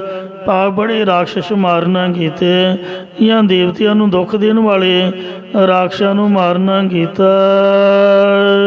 ਰਾਮਚੰਦ ਮਾਰਿਓ ਅਹ ਰਾਵਣ। ਫਿਰ ਰਾਮਚੰਦਰ ਜੀ ਨੇ ਹੰਕਾਰੀ ਰਾਵਣ ਨੂੰ ਜੰਗ ਕਰਕੇ ਮਾਰ ਸੁੱਟਿਆ। ਭੇਦ ਭੀਖਣ ਗੁਰਮੁਖ ਪਰਜਾਇਣ। ਪਰ ਗੁਰਮੁਖ ਭੀਖਣ ਦੇ ਭੇਦ ਪਰਚੇ ਕਰਕੇ ਹੀ ਗੁਰਮੁਖ ਰਾਮਚੰਦਰ ਜੀ ਨੇ ਰਾਵਣ ਨੂੰ ਮਾਰਿਆ ਸੀਗਾ। ਅਰਥਾਤ ਪ੍ਰਿਥਵੀ ਦੇ ਪੁੱਤਰ ਮਿਹਰਬਾਨ ਨੇ ਇੱਕ ਬਿਰਧ ਰਮਾਇਣ ਬਣਾਇਆ ਹੈ। ਉਹਦੇ ਵਿੱਚ ਕਥਾ ਲਿਖੀ ਹੈ ਕਿ ਰਾਮਚੰਦਰ ਜੀ ਨੇ 100 ਵਾਰ ਰਾਵਣ ਦਾ ਸਿਰ ਕੱਟਿਆ, 100 ਵਾਰ। ਰਾਵਣ ਫਿਰ ਵੀ ਨਾ ਮਰਿਆ। ਅਖੀਰ ਭੀਖਰ ਜੀ ਨੇ ਰਾਮਚੰਦਰ ਜੀ ਨੂੰ ਕਿਹਾ, ਹੇ ਰਾਮ ਜੀ, ਜੇ ਤੁਸੀਂ 1000 ਵਾਰ ਵੀ ਇਹਦਾ ਸਿਰ ਕੱਟੋਗੇ ਤਦ ਵੀ ਰਾਵਣ ਮਰੇਗਾ ਨਹੀਂ। ਕਹਿੰਦੇ ਕਿਉਂਕਿ? ਕਹਿੰਦੇ ਇਹਨੇ ਆਪਦੇ ਗੁਰੂ ਸ਼ਿਵ ਜੀ ਨੂੰ 10 ਵਾਰ ਸਿਰ ਪੇਟਾ ਕਰਕੇ ਵਾਰ ਲਿਆ, ਸਿਰ ਵੱਢਣ ਤੋਂ ਨਹੀਂ ਇਹ ਮਰੂਗਾ। ਇਹਦੀ ਇਹ ਧੁਨੀ ਦੇ ਵਿੱਚ ਅੰਮ੍ਰਿਤ ਹੈ। ਇਸ ਲਈ ਜੇ ਤੁਸੀਂ ਰਾਵਣ ਨੂੰ ਮਾਰਨਾ ਚਾਹੁੰਦੇ ਹੋ ਤਾਂ ਰਾਵਣ ਦੇ ਪੇਟ ਅੰਦਰੋਂ ਅੰਮ੍ਰਿਤ ਦੇ ਕੁੰਡ ਨੂੰ ਅਗਨ ਬਾਣ ਨਾਲ ਸੁਕਾ ਦਿਓ, ਤਦ ਰਾਵਣ ਮਰੇਗਾ। ਇਹ ਰਾਮਚੰਦਰ ਜੀ ਨੇ ਭੀਖਣ ਦੇ ਭੇਦ ਪਰਚੇ ਕਰਕੇ ਇਹ ਪਹਿਲਾਂ ਅਗਨ ਬਾਣ ਮਾਰ ਕੇ ਉਹਦੀ ਧੁੰਨੀ 'ਚ ਤੇ ਅੰਮ੍ਰਿਤ ਸੁਕਾਇਆ। ਉਸ ਤੋਂ ਬਾਅਦ ਉਹਦਾ ਸਿਰ ਕੱਟ ਕੇ ਉਹਨੂੰ ਕਤਲ ਕਰਕੇ ਮਾਰਨਾ ਕੀਤਾ। ਗੁਰਮੁਖਾ ਸਾਇਰ ਪਾਹਨ ਤਾਰੇ। ਗੁਰਮੁਖ ਰਾਮਚੰਦਰ ਜੀ ਨੇ ਜਾਂ ਰਾਮਚੰਦਰ ਜੀ ਨੇ ਗੁਰਮੁਖਤਾਈ ਕਰਕੇ ਗੁਰੂ ਵਸ਼ਿਸ਼ਟ ਦੇ ਉਪਦੇਸ਼ ਦੁਆਰਾ ਪੱਥਰਾਂ ਦੇ ਉੱਪਰ ਰਾਮ ਨਾਮ ਲਿਖ ਕੇ ਤੇ ਨਲ ਨੀਲ ਨੂੰ ਕਾਰੀਗਰ ਬਣਾ ਕੇ ਸਾਇਰ ਸਾਗਰ ਸਮੁੰਦਰ ਦੇ ਉੱਤੇ ਪੱਥਰ ਤਾਰ ਦਿੱਤੇ। ਗੁਰਮੁਖਾ ਕੋਟ ਤੇ 30 ਉਧਾਰੇ। ਗੁਰਮੁਖ ਰਾਮਚੰਦਰ ਜੀ ਨੇ ਰਾਵਣ ਦੀ ਕੈਦ ਵਿੱਚੋਂ ਛੁਡਵਾ ਕੇ 33 ਕਰੋੜ ਦੇਵਤਿਆਂ ਦਾ ਉਧਾਰ ਕੀਤਾ, ਕਿਉਂਕਿ ਰਾਵਣ ਏਡਾ ਭੈੜਾ ਸੀਗਾ। ਉਹਨੇ ਸਾਰੇ ਦੇਵਤਿਆਂ ਨੂੰ ਆਪਦੇ ਜੇਲ੍ਹ ਖਾਨੇ ਵਿੱਚ ਸੁੱਟਿਆ ਹੋਇਆ ਸੀਗਾ। ਕਹਿੰਦੇ ਸੂਰਜ ਜੱਜਾ ਨਹੀਂ, ਜੱਜੇ ਤੋਂ ਬਗੈਰ ਸੂਰ ਚੰਦ ਜਾ ਕੇ ਤਪਤ ਰਸੋਈ, ਕਿਉਂਕਿ ਗੁਰਬਾਣੀ ਕਵਿਤਾ ਹੈ, ਇੱਕ ਵੀ ਅੱਖਰ ਵੱਧ ਜਾਏ ਤਾਂ ਉਹਦਾ ਤਾਲਮੇਲ ਸਹੀ ਨਹੀਂ ਬੈਠਦਾ। ਅਰਥ ਸੂਰਜ ਦਾ ਹੀ ਹੈ। ਸੂਰ ਚੰਦ ਜਾ ਕੇ ਤਪਤ ਰਸੋਈ, ਬਹਿ ਸੰਦਰ ਜਾ ਕੇ ਕਪਰੇ ਧੋਈ। ਸੂਰਜ ਤੇ ਚੰਦਰਮਾ ਉਹਦੇ ਲਾਂਗਰੀ ਸੀਗੇ, ਰਸੋਈਏ ਸੀਗੇ, ਤੇ ਜਿਹੜੀ ਅੱਗ ਸੀਗੀ ਉਹਦੇ ਕੱਪੜੇ ਧੋਂਦੀ ਸੀਗੀ। ਏਡਾ ਬੰਦਾ ਜ਼ਹਿਰੀ ਵੇਖੋ, ਰੱਬ ਨੇ ਜਿਹੜੇ ਜ਼ਹਿਰੀ ਨਾਗ ਵੀ ਪੈਦਾ ਕੀਤੇ, ਫਿਰ ਵੀ ਉਹ ਵੇਖੋ ਮਰ ਗਏ। ਅੱਜ ਤਾਂ ਭਲਾ ਕਿਹੜੇ ਬਾਗ ਦੀ ਚੀਜ਼ ਆ ਜੇ ਉਹ ਟਿਕੇ ਰਹਿ ਸਕੀ ਹੈ। ਇਸ ਲਈ ਬੰਦੇ ਨੂੰ ਹੰਕਾਰ ਨਹੀਂ ਕਰਨਾ ਚਾਹੀਦਾ। ਵਾਹਿਗੁਰੂ ਕਿਰਪਾ ਰੱਖੇ, ਸਭਨਾਂ ਨੂੰ ਤੰਦਰੁਸਤੀ, ਆਪਦਾ ਜੀਵਨ ਸੁੱਖ ਸ਼ਾਂਤੀ ਨਾਲ ਭੋਗਣ ਦਾ ਸਮਾਂ ਦੇ, ਕੋਈ ਵੀ ਦੁਖੀ ਨਾ ਹੋਵੇ। ਰਹੋ ਵਿਚਾਰ। 33 ਕਰੋੜ ਦੇਵਤਿਆਂ ਨੂੰ ਜਦ ਰਾਵਣ ਮਰਿਆ ਤੇ ਰਾਮਚੰਦਰ ਜੀ ਨੇ ਛੁਡਾ ਕੇ ਉਹਨਾਂ ਨੂੰ ਸਵਰਗਾਂ ਦੇ ਵਿੱਚ ਭੇਜਿਆ ਵੀ ਜਾਓ ਗੁਰਮੁਖੋ, ਤੁਸੀਂ ਤਾਂ ਆਪ ਦਾ ਆਨੰਦ ਲਓ। ਤੇ ਆਪਦੀ ਸੀਤਾ ਨੂੰ ਲਿਆ ਤੇ ਭੀਖਣ ਨੂੰ ਆਖਿਆ ਵੀ ਹੁਣ ਤੂੰ ਆਪ ਦਾ ਆਨੰਦ ਲੈ, ਲੰਕਾ ਤੇਰੀ ਹੈ। ਲਾਲਚ ਨਹੀਂ ਕੀਤਾ। ਅਵਤਾਰ ਐਵੇਂ ਨਹੀਂ ਪੂਜੇ ਜਾਂਦੇ। ਜੇ ਸਾਡੇ ਵਰਗੇ ਹੁੰਦੇ ਉੱਥੇ ਡੇਰਾ ਬਣਾ ਕੇ ਬਹਿ ਜਾਣਾ ਸੀਗਾ, ਰਾਮ ਮੰਦਰ, ਰਾਮ ਡੇਰਾ, ਆਪਦੇ ਚੇਲਿਆਂ ਬਾਲਕਿਆਂ ਦੀ ਪਰਵਰਿਸ਼ ਲਈ, ਪੂਜਾ ਕਰਾਉਣ ਲਈ। ਕੋਈ ਡੇਰਾ ਨਹੀਂ ਬਣਾਇਆ, ਕੋਈ ਰਾਮ ਮੰਦਰ ਨਹੀਂ ਬਣਾਇਆ, ਕੋਈ ਕਬਜ਼ਾ ਨਹੀਂ ਕੀਤਾ। ਮਤਲਬ ਜ਼ਮੀਨ ਹਥਿਆਉਣ ਲਈ ਯੁੱਧ ਨਹੀਂ ਕੀਤਾ, ਤਾਈਓ ਦੁਨੀਆ ਰਾਮ ਨੂੰ ਪੂਜਦੀ ਆ। ਉਹ ਇੱਕ ਬਹੁਤ ਚੰਗਾ ਇਨਸਾਨ ਸੀਗਾ।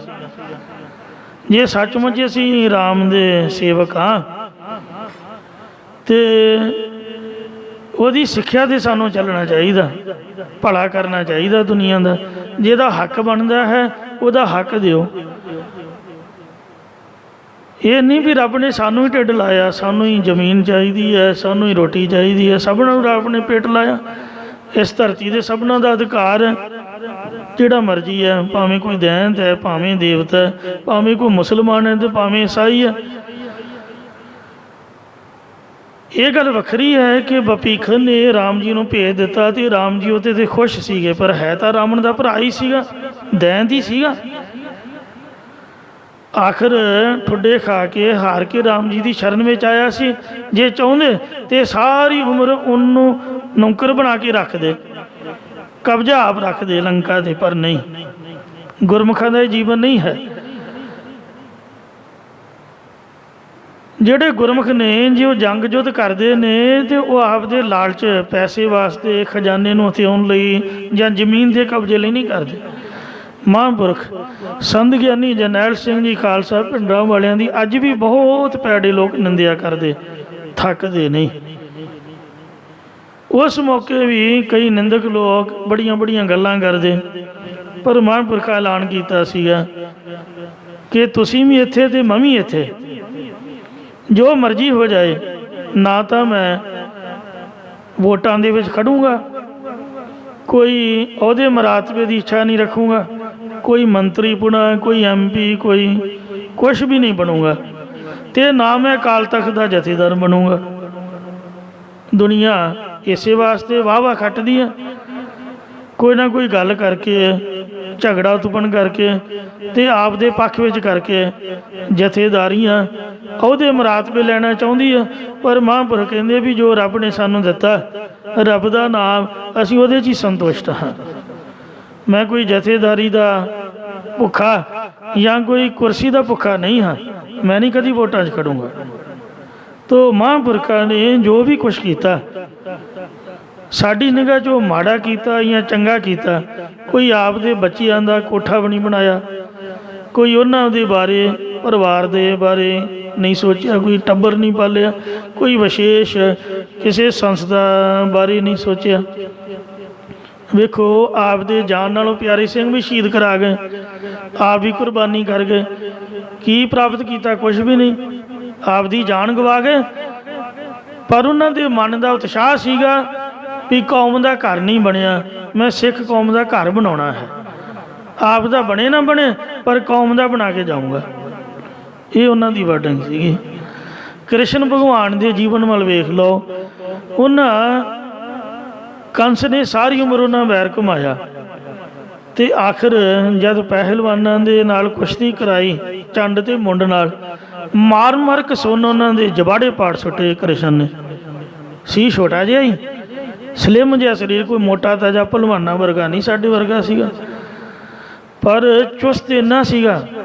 ਮਾਰ ਕੇ ਛਾਲ ਤੇ ਮੋਢਿਆਂ 'ਤੇ ਚੜ੍ਹ ਗਿਆ ਤੇ ਮਾਰ ਕਸੁੰਨ ਤੇ ਕੰਨ ਦੇ ਪਰਦੇ ਪਾੜ ਕੇ ਜਬਾੜਿਆਂ ਦੇ ਵਿੱਚ ਦੀ ਕਸੁੰਨ ਕੱਢ ਸੁੱਟਿਆ। ਉਹਨਾਂ ਦੀਆਂ ਗੋਡੀਆਂ ਲਵਾਤੀਆਂ, ਦੋਨਾਂ ਨੂੰ ਚਿੱਤ ਕਰ ਦਿੱਤਾ, ਖਤਮ ਕਰ ਦਿੱਤਾ। ਰੈਸਲਿੰਗ ਦੇ ਵਿੱਚ ਬੰਦਾ ਮਰ ਜਾਏ ਕੋਈ ਕੇਸ ਨਹੀਂ ਪੈਂਦਾ, ਮਾਰ ਸੁੱਟਿਆ ਚੰਡ ਤੇ ਮੁੰਡ ਨੂੰ।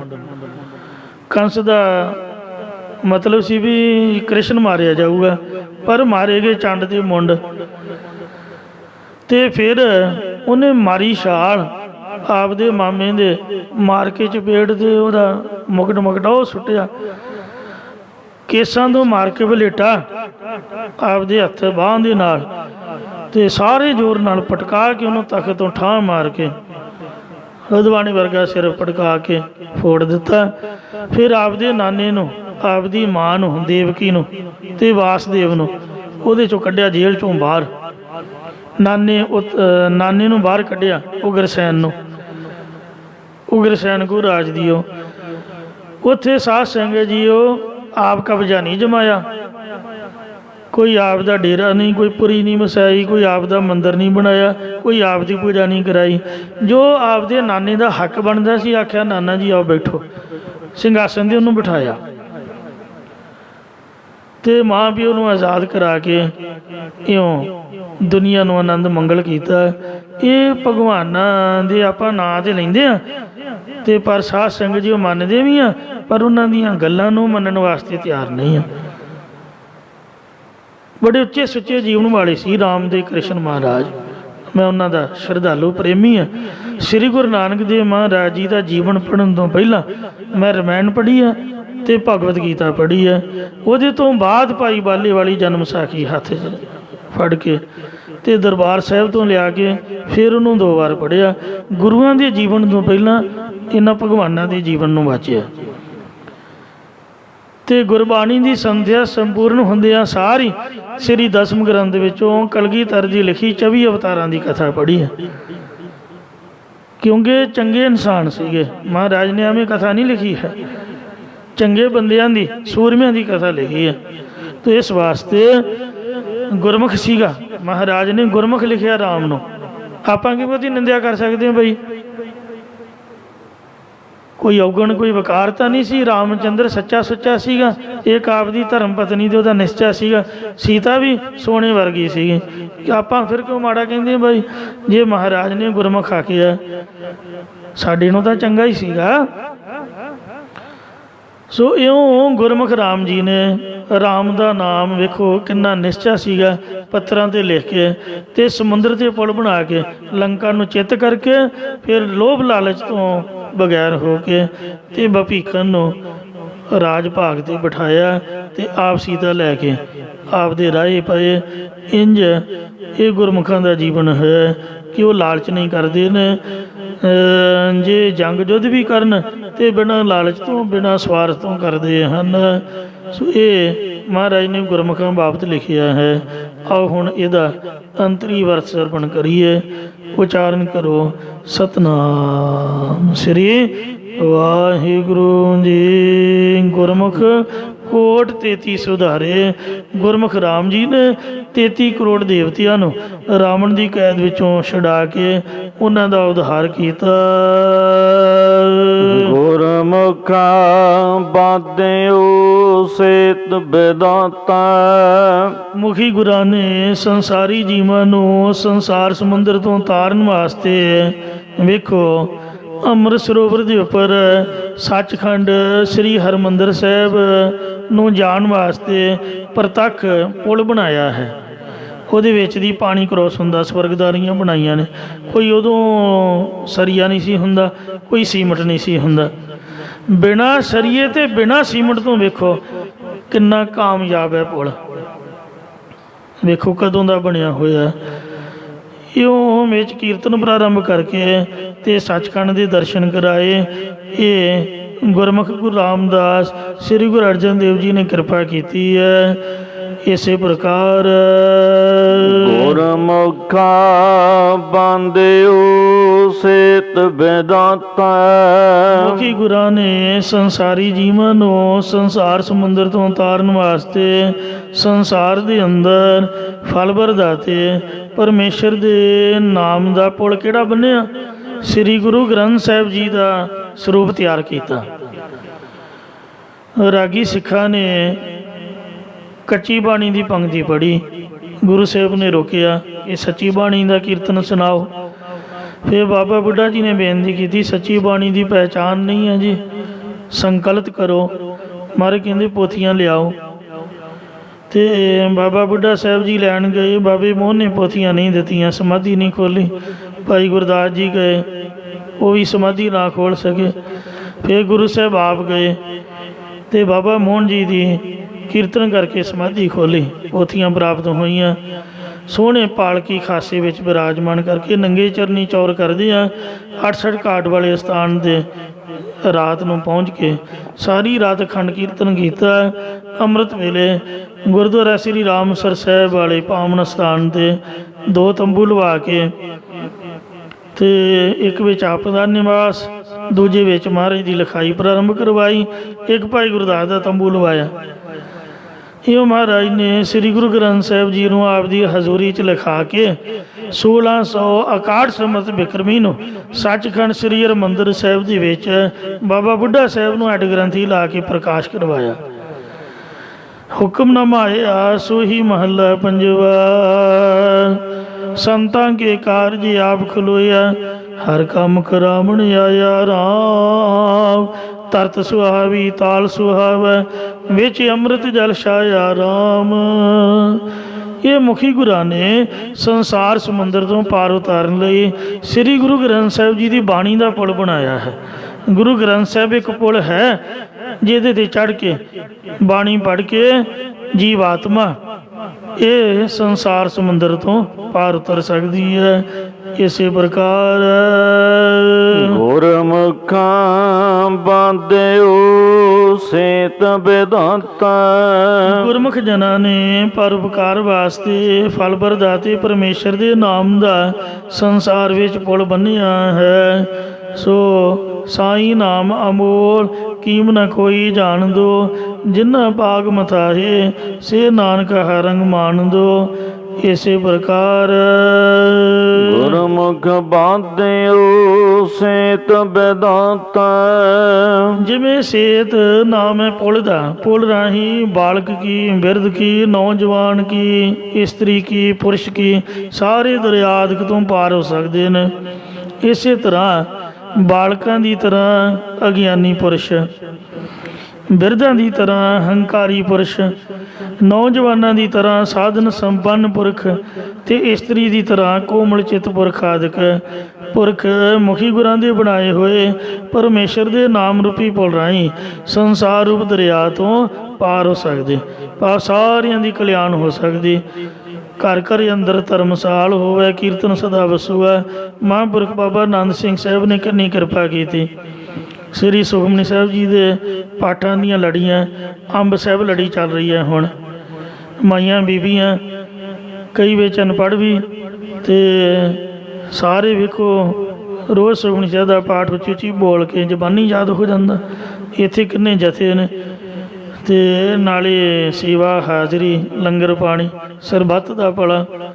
ਗੁਰੂ ਸਾਹਿਬ ਦਾ ਗੁਰਪੁਰਬ ਜੋ ਆ ਰਿਹਾ, ਸ੍ਰੀ ਗੁਰੂ ਅਰਜਨ ਦੇਵ ਜੀ ਦੀ ਉਚਾਰੀ ਬਾਣੀ ਹੈ। ਤੋ ਅਨਪੜ੍ਹਾਂ ਨੂੰ ਵੀ ਸੁਖਮਨੀ ਸਾਹਿਬ ਯਾਦ ਕਰਾਤਾ।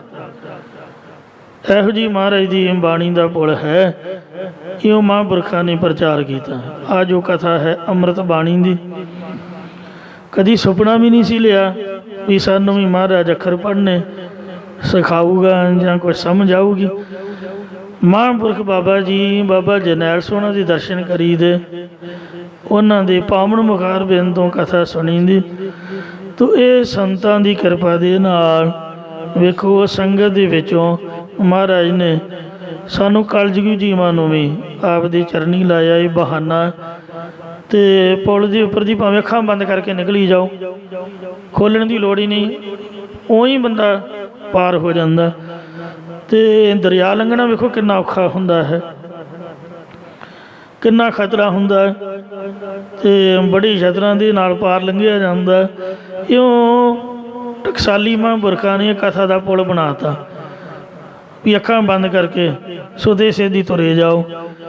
ਸੱਚੇ ਪਾਤਸ਼ਾਹ ਜੀ ਦੀ ਬਾਣੀ ਦੀ ਕਥਾ ਦਾ, ਕੀਰਤਨ ਦਾ ਇਹੋ ਜਿਹਾ ਪੁਲ ਹੈ ਜਿਹਦੇ ਨਾਲ ਅਣਜਾਣ ਅਗਿਆਨੀ ਵੀ, ਨਿਰਬੁੱਧ ਜੀਵ ਵੀ ਵੇਖੋ ਸੰਸਾਰ ਸਮੁੰਦਰ ਤੋਂ ਸਾਧ ਸੰਗਤ ਜੀਓ ਪਾਰ ਉਤਾਰਨ ਦਾ ਇੱਕ ਬਹੁਤ ਸੋਹਣਾ ਤਰੀਕਾ ਇਹ ਸੰਗਤ ਦਾ ਅਪਣਾਇਆ ਜਾ ਰਿਹਾ ਹੈ। ਇਸ ਬਹਾਨੇ ਦੇ ਨਾਲ ਉਂਝ ਆਪਾਂ ਅਤੇ ਇੱਥੇ ਬੈਠ ਨਹੀਂ ਸਕਦੇ, ਅਤੇ ਮਹਾਰਾਜ ਨੇ ਵੱਡਾ ਸੋਹਣਾ ਬਹਾਨਾ ਦਿੱਤਾ ਕਥਾ ਕੀਰਤਨ ਦੇ ਬਹਾਨੇ ਨਾਲ। ਸਾਡਾ ਸਮਾਂ ਮਹਾਰਾਜ ਆਪਦੇ ਚਰਨਾਂ 'ਚ ਹਾਜ਼ਰੀ ਲਾ ਰਿਹਾ। ਇਹ ਸਾਹਿਬਾਂ ਨੇ ਪੁਲ ਬਣਾਇਆ ਹੋਇਆ ਹੈ। ਬਾਬਾ ਅਤਰ ਸਿੰਘ ਜੀ ਮਸਤੂਆਣੇ ਵਾਲਿਆਂ ਨੇ ਵੇਖੋ ਢੋਲਕੀ ਚਿਮਟਿਆਂ ਧਾਰਨਾ ਦਾ ਕੀਰਤਨ ਸ਼ੁਰੂ ਕੀਤਾ। ਇੱਕ ਪੁਲ ਬਣਾਇਆ ਹੋਇਆ ਹੈ ਕਲਯੁਗੀ ਜੀਵਾਂ ਗ੍ਰਸਤੀਆਂ ਨੂੰ ਤਾਰਨ ਵਾਸਤੇ। ਅਨਪੜ੍ਹਾਂ ਨੂੰ ਵੀ ਬਾਣੀ ਦੀ ਸਮਝ ਆ ਜਾਂਦੀ। ਇਹ ਜੋ ਗੁਰੂ ਸਾਹਿਬ ਨੇ ਸੋ ਹਰਿਮੰਦਰ ਸਾਹਿਬ ਦੇ ਅੰਦਰ ਕੀਰਤਨ ਪ੍ਰਾਰੰਭ ਕਰਾਇਆ। 8 ਪੈਰ ਵੇਖੋ ਆਪਾਂ ਘਰ ਬੈਠੇ ਅਤੇ ਸਾਇੰਸ ਦੇ ਸਾਧਨਾਂ ਦੇ ਨਾਲ ਉਹ ਕੀਰਤਨ ਸੁਣ ਸਕਦੇ ਹਾਂ, ਸਰਵਣ ਕਰ ਸਕਦੇ ਹਾਂ। ਇਹੀ ਮਹਾਰਾਜ ਨੇ ਪੁਲ ਬਣਾਇਆ ਹੈ ਬਾਣੀ ਦਾ, ਨਾਮ ਦਾ, ਕਥਾ ਦਾ, ਕੀਰਤਨ ਦਾ। ਇਹਦੇ ਨਾਲ ਸਾਰਿਆਂ ਦੀ, ਬੱਚਿਆਂ, ਬਜ਼ੁਰਗਾਂ, ਇਸਤਰੀਆਂ, ਸਭਨਾਂ ਦੀ ਕਲਿਆਣ ਹੋ ਰਹੀ ਹੈ। ਲੰਕਾ ਲੂਟੀ ਦੈਤ ਸੰਤਾਪੈ, ਗੁਰਮੁਖ ਜਨਾਂ ਨੇ ਦੇਹ ਅਧਿਆਸ ਰੂਪੀ ਲੰਕਾ ਲੁੱਟਣਾ ਕੀਤੀ ਹੈ। ਔਰ ਜੋ ਕਾਮ ਕ੍ਰੋਧ ਰੂਪੀ ਦੈਂਤ ਸੀਗੇ ਉਹਨਾਂ ਨੂੰ ਸੰਗ ਭਲੀ ਪ੍ਰਕਾਰ ਤਪਾ ਦਿੱਤਾ, ਭਾਵ ਦੁਖੀ ਕਰਕੇ ਹਿਰਦੇ ਅੰਦਰੋਂ ਕੱਢ ਦਿੱਤਾ ਹੈ। ਰਾਮਚੰਦ ਮਾਰਿਓ ਅਹ ਰਾਵਣ, ਜੋ ਰਮੰਤੀ ਸਾ ਰਾਮਾ, ਰਮਿਆ ਹੋਇਆ ਰਾਮ ਅਤੇ ਚੰਦਰਮਾ ਵੱਤ ਸੀਤਲਤਾ ਦਾ ਪ੍ਰਕਾਸ਼ ਦੇਣ ਵਾਲਾ ਪਰਮੇਸ਼ਰ ਹੈ। ਉਸ ਦੇ ਨਾਮ ਦੁਆਰਾ ਚਿੱਤ ਨੂੰ ਸੀਤਲ ਕਰਕੇ, ਛਾਤੀ ਸੀਤਲ ਮਨ ਸੁਖੀ, ਛੰਦ ਗੋਬਿੰਦ ਗੁਣ ਗਾਏ। ਐਸੀ ਕਿਰਪਾ ਕਰੋ ਪ੍ਰਭੂ ਨਾਨਕ ਦਾਸ ਦਸਾਏ। ਚੰਦਨ ਚੰਦ ਨਾ ਸਰਦ ਰੁੱਤ, ਮੂਲ ਨਾ ਮਿਟਈ ਘਾਮ ਨਾਮ ਹੈ ਗਰਮੀ ਦਾ। ਚੰਦਨ ਦਾ ਦਰਖਤ ਲੋਕਾਂ ਨੇ ਬੜਾ ਠੰਡਾ ਮੰਨਿਆ। ਕਸ਼ਮੀਰ ਵਾਦੀ ਦੇ ਵਿੱਚ ਇੱਕ ਖਾਸ ਜਗ੍ਹਾ 'ਤੇ ਕਹਿੰਦੇ ਚੰਦਨ ਦਾ ਬਾਗ ਹੈ, ਅਤੇ ਕਸ਼ਮੀਰ ਤੋਂ ਆਏ ਮਹਾਂਪੁਰਖਾਂ ਨੂੰ ਮੈਂ ਪੁੱਛਿਆ, ਮੈਂ ਕਿਹਾ ਸੱਚਮੁੱਚ ਹੀ ਸੱਪ ਲਪੇਟੇ ਹੁੰਦੇ? ਕਹਿੰਦੇ ਇੰਨੇ ਸੱਪ ਨੇ ਭਾਵੇਂ ਪੰਡ ਬੰਨ੍ਹ ਲਓ, ਢੇਰਾਂ ਦੇ ਢੇਰ। ਅਤੇ ਮੈਂ ਕਿਹਾ ਜੀ ਦਰਖਤ ਕਿਵੇਂ ਕੱਟਦੇ ਨੇ? ਕਹਿੰਦੇ ਵੀ ਉਹ ਸਰਕਾਰੀ ਠੇਕੇਦਾਰ ਕੀ ਕਰਦੇ ਨੇ, ਕੋਈ ਧੂੰਆਂ ਜਿਹਾ ਛੱਡਦੇ ਨੇ। ਉਹ ਧੂਏਂ ਦੇ ਨਾਲ ਸੱਪ ਮਰਦੇ ਵੀ ਨਹੀਂ ਅਤੇ ਕਮਲੇ ਜਿਹੇ ਹੋ ਕੇ ਸੌਂ ਹੀ ਜਾਂਦੇ ਨੇ ਇੱਕ ਪਾਸੇ ਹੋ ਗਏ। ਉਹ ਆ JCB ਮਸ਼ੀਨਾਂ ਲੈਂਦੇ ਨੇ, ਟਾਪਾ ਜਿਹਾ ਲਾ ਕੇ ਉਹਦੇ 'ਤੇ ਚਾੜ੍ਹ ਕੇ ਇੱਕ ਪਾਸੇ ਢੇਰ ਲਾ ਦਿੰਦੇ ਸੱਪਾਂ ਦਾ, ਅਤੇ ਫਿਰ ਉਹ ਚੰਦਨ ਦੇ ਦਰਖਤ ਕੱਟ ਕੇ ਇੱਕਦਮ ਬਾਹਰ ਨੂੰ ਆ ਜਾਂਦੇ। ਥੋੜ੍ਹੇ ਚਿਰ ਬਾਅਦ ਫਿਰ ਉਹਨਾਂ ਨੂੰ ਹੋਸ਼ ਆ ਜਾਂਦੀ। ਮਤਲਬ ਚੰਦਨ ਇੰਨਾ ਠੰਡਾ ਹੈ ਕਿ ਸੱਪ ਆਪਦੀ ਜ਼ਹਿਰ ਮਿਟਣ ਵਾਸਤੇ, ਆਪਦੀ ਤਪਸ਼ ਨੂੰ ਮਿਟਣ ਲਈ ਹੀ ਚੰਦਨ ਨਾਲ ਲਿਪਟਿਆ ਰਹਿੰਦਾ ਹੈ। ਮਹਾਰਾਜ ਕਹਿੰਦੇ ਚੰਦਨ ਵੀ ਠੰਡਾ ਨਹੀਂ ਜੇ, ਸਰਦੀ ਦੀ ਰੁੱਤ ਵੀ ਠੰਡੀ ਨਹੀਂ ਹੈ, ਕਿਉਂਕਿ ਇਹਨਾਂ ਨਾਲ ਹਿਰਦੇ ਦੀ ਤਪਸ਼ ਨਹੀਂ ਮਿਟਦੀ। ਈਰਖਾ ਦੀ, ਦਵੈਸ਼ ਦੀ, ਕਾਮ ਦੀ, ਕ੍ਰੋਧ ਦੀ, ਮੋਹ ਦੀ, ਹੰਕਾਰ ਆਦਿਕ ਵਿਕਾਰਾਂ ਦੀ ਅੰਦਰ ਅੱਗ ਲੱਗੀ ਹੋਈ ਹੈ। ਇਹਦੇ ਨਾਲ ਹਿਰਦਾ ਸ਼ਾਂਤ ਨਹੀਂ ਹੁੰਦਾ ਹੈ। ਆ ਵੇਖੋ ਕਿੰਨੀ ਬਿਮਾਰੀ ਦਾ ਜ਼ੋਰ ਚੱਲ ਰਿਹਾ, ਅਤੇ ਏਸੀਆਂ ਨੇ ਠੰਡ ਵਾਲੀ ਜਗ੍ਹਾ ਨੇ ਭਲਾ ਕੀ ਫਾਇਦਾ ਕਰਨਾ, ਜਦ ਹਿਰਦਾ ਹੀ ਤਪ ਰਿਹਾ, ਸਰੀਰ ਨਾਲ ਬਿਮਾਰੀ ਦੇ ਨਾਲ ਸਰੀਰ ਹੀ ਤਪ ਰਿਹਾ। ਤੋ ਮਹਾਰਾਜ ਦੀ ਜੋ ਬਾਣੀ ਹੈ, ਵਾਹਿਗੁਰੂ ਦਾ ਨਾਮ ਹੈ, ਅਸਲ 'ਚ ਇਹੀ ਸ਼ਾਂਤੀ, ਇਹੀ ਸੁੱਖ, ਇਹੀ ਠੰਡ ਦੇਣ ਵਾਲਾ ਹੈ। ਤਪਤ ਮਾਹੇ ਠਾਂਡ ਵਰਤਾਈ, ਅਨੰਦ ਭਇਆ ਦੁੱਖ ਨਾਠੇ ਪਾਈ। ਸੀਤਲ ਥੀਵੈ ਨਾਨਕਾ ਜਪੰਦੜੋ ਹਰ ਨਾਮ, ਹਰੀ ਦਾ ਨਾਮ ਜਪਣ ਤੋਂ ਮਨ ਸੀਤਲ ਹੋ ਜਾਂਦਾ। ਨੈ ਸੀਤਲੰਗ ਚੰਦਰ ਦੇਵੈ, ਨੈ ਸੀਤਲੰਗ ਬਾਮਣ ਚੰਦਨ, ਨੈ ਸੀਤਲੰਗ ਸੀਤ ਰੁਤੇ, ਨਾਨਕ ਸੀਤਲੰਗ ਸਾਧ ਸਵਜਨ। ਸੰਸਕ੍ਰਿਤੀ ਸ਼ਲੋਕਾਂ 'ਚ ਮਹਾਰਾਜ ਦਾ ਬਚਨ ਹੈ ਕਿ ਚੰਦਰਮਾ ਵੀ ਠੰਡਾ ਨਹੀਂ ਹੈ, ਕਿਉਂਕਿ ਵਿਛੋੜੇ ਵਾਲਿਆਂ ਨੂੰ ਉਹਦੀਆਂ ਕਿਰਨਾਂ ਤੀਰ ਦੀ ਤਰ੍ਹਾਂ ਤਪਾਉਂਦੀਆਂ ਨੇ, ਦੁੱਖ ਦਿੰਦੀਆਂ ਨੇ। ਅਤੇ ਨੈ ਸੀਤਲੰਗ ਚੰਦਰ ਦੇਵੈ, ਨੈ ਸੀਤਲੰਗ ਬਾਮਣ ਚੰਦਨ, ਬਾਮਣ ਚੰਦਨ ਵੀ ਠੰਡਾ ਨਹੀਂ।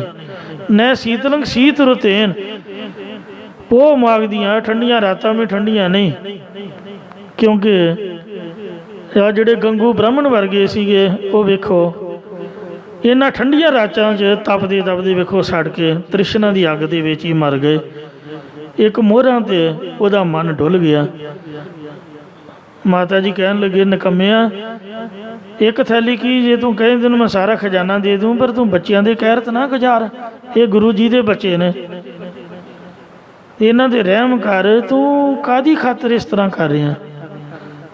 ਇਹ ਮਾਇਆ ਨੇ ਨਾਲ ਨਹੀਂ ਹੋ ਜਾਣਾ। ਉਹਦੀ ਮਾਂ ਨੇ ਵੀ ਸਮਝਾਇਆ ਵੀ ਪੁੱਤ ਇੰਜ ਨਹੀਂ ਕਰੀਦਾ, ਪਰ ਵੇਖੋ ਤ੍ਰਿਸ਼ਨਾ ਦੀ ਅੱਗ ਦੇ ਵਿੱਚ ਕੁਛ ਪੱਲੇ ਨਹੀਂ ਪਿਆ, ਆਪਦੀ ਜਾਨ ਵੀ ਗਵਾ ਬੈਠਾ। ਮੈਂ ਨੈੱਟ ਤੋਂ ਪੜ੍ਹਿਆ, ਕਿਸੇ ਨੇ ਖੋਜ ਕੀਤੀ ਹੈ ਵੀ ਉਹਦਾ ਭੰਗ ਦੇ ਭਾੜੇ ਜਵਾਨ ਗਵਾ ਬੈਠਾ। ਫਿਰ ਜੋ ਗੰਗੂ ਦੀ ਕੁਲ ਵਾਲੇ ਸੀਗੇ, ਮੁਸਲਮਾਨਾਂ ਨੇ ਵਿਚਾਰਿਆ ਵੀ ਇਹਨਾਂ ਨੇ ਮੁਖਬਰੀ ਕੀਤੀ, ਸਾਹਿਬਜ਼ਾਦਿਆਂ ਨੂੰ ਸ਼ਹੀਦ ਕਰਵਾਇਆ। ਮੁਖਬਰੀ ਦੇ ਬਦਲੇ ਮਿਲਣਾ ਦਾ ਕੀ ਸੀਗਾ? ਗੰਗੂ ਹੀ ਮਾਰ ਦਿੱਤਾ। ਅਤੇ ਹੁਣ ਇਹਨਾਂ ਦੀ ਕੁਲ ਵਾਲਿਆਂ ਨੂੰ ਕੋਈ ਗਰਾਂਟ ਗਰੂੰਟ ਦਈਏ।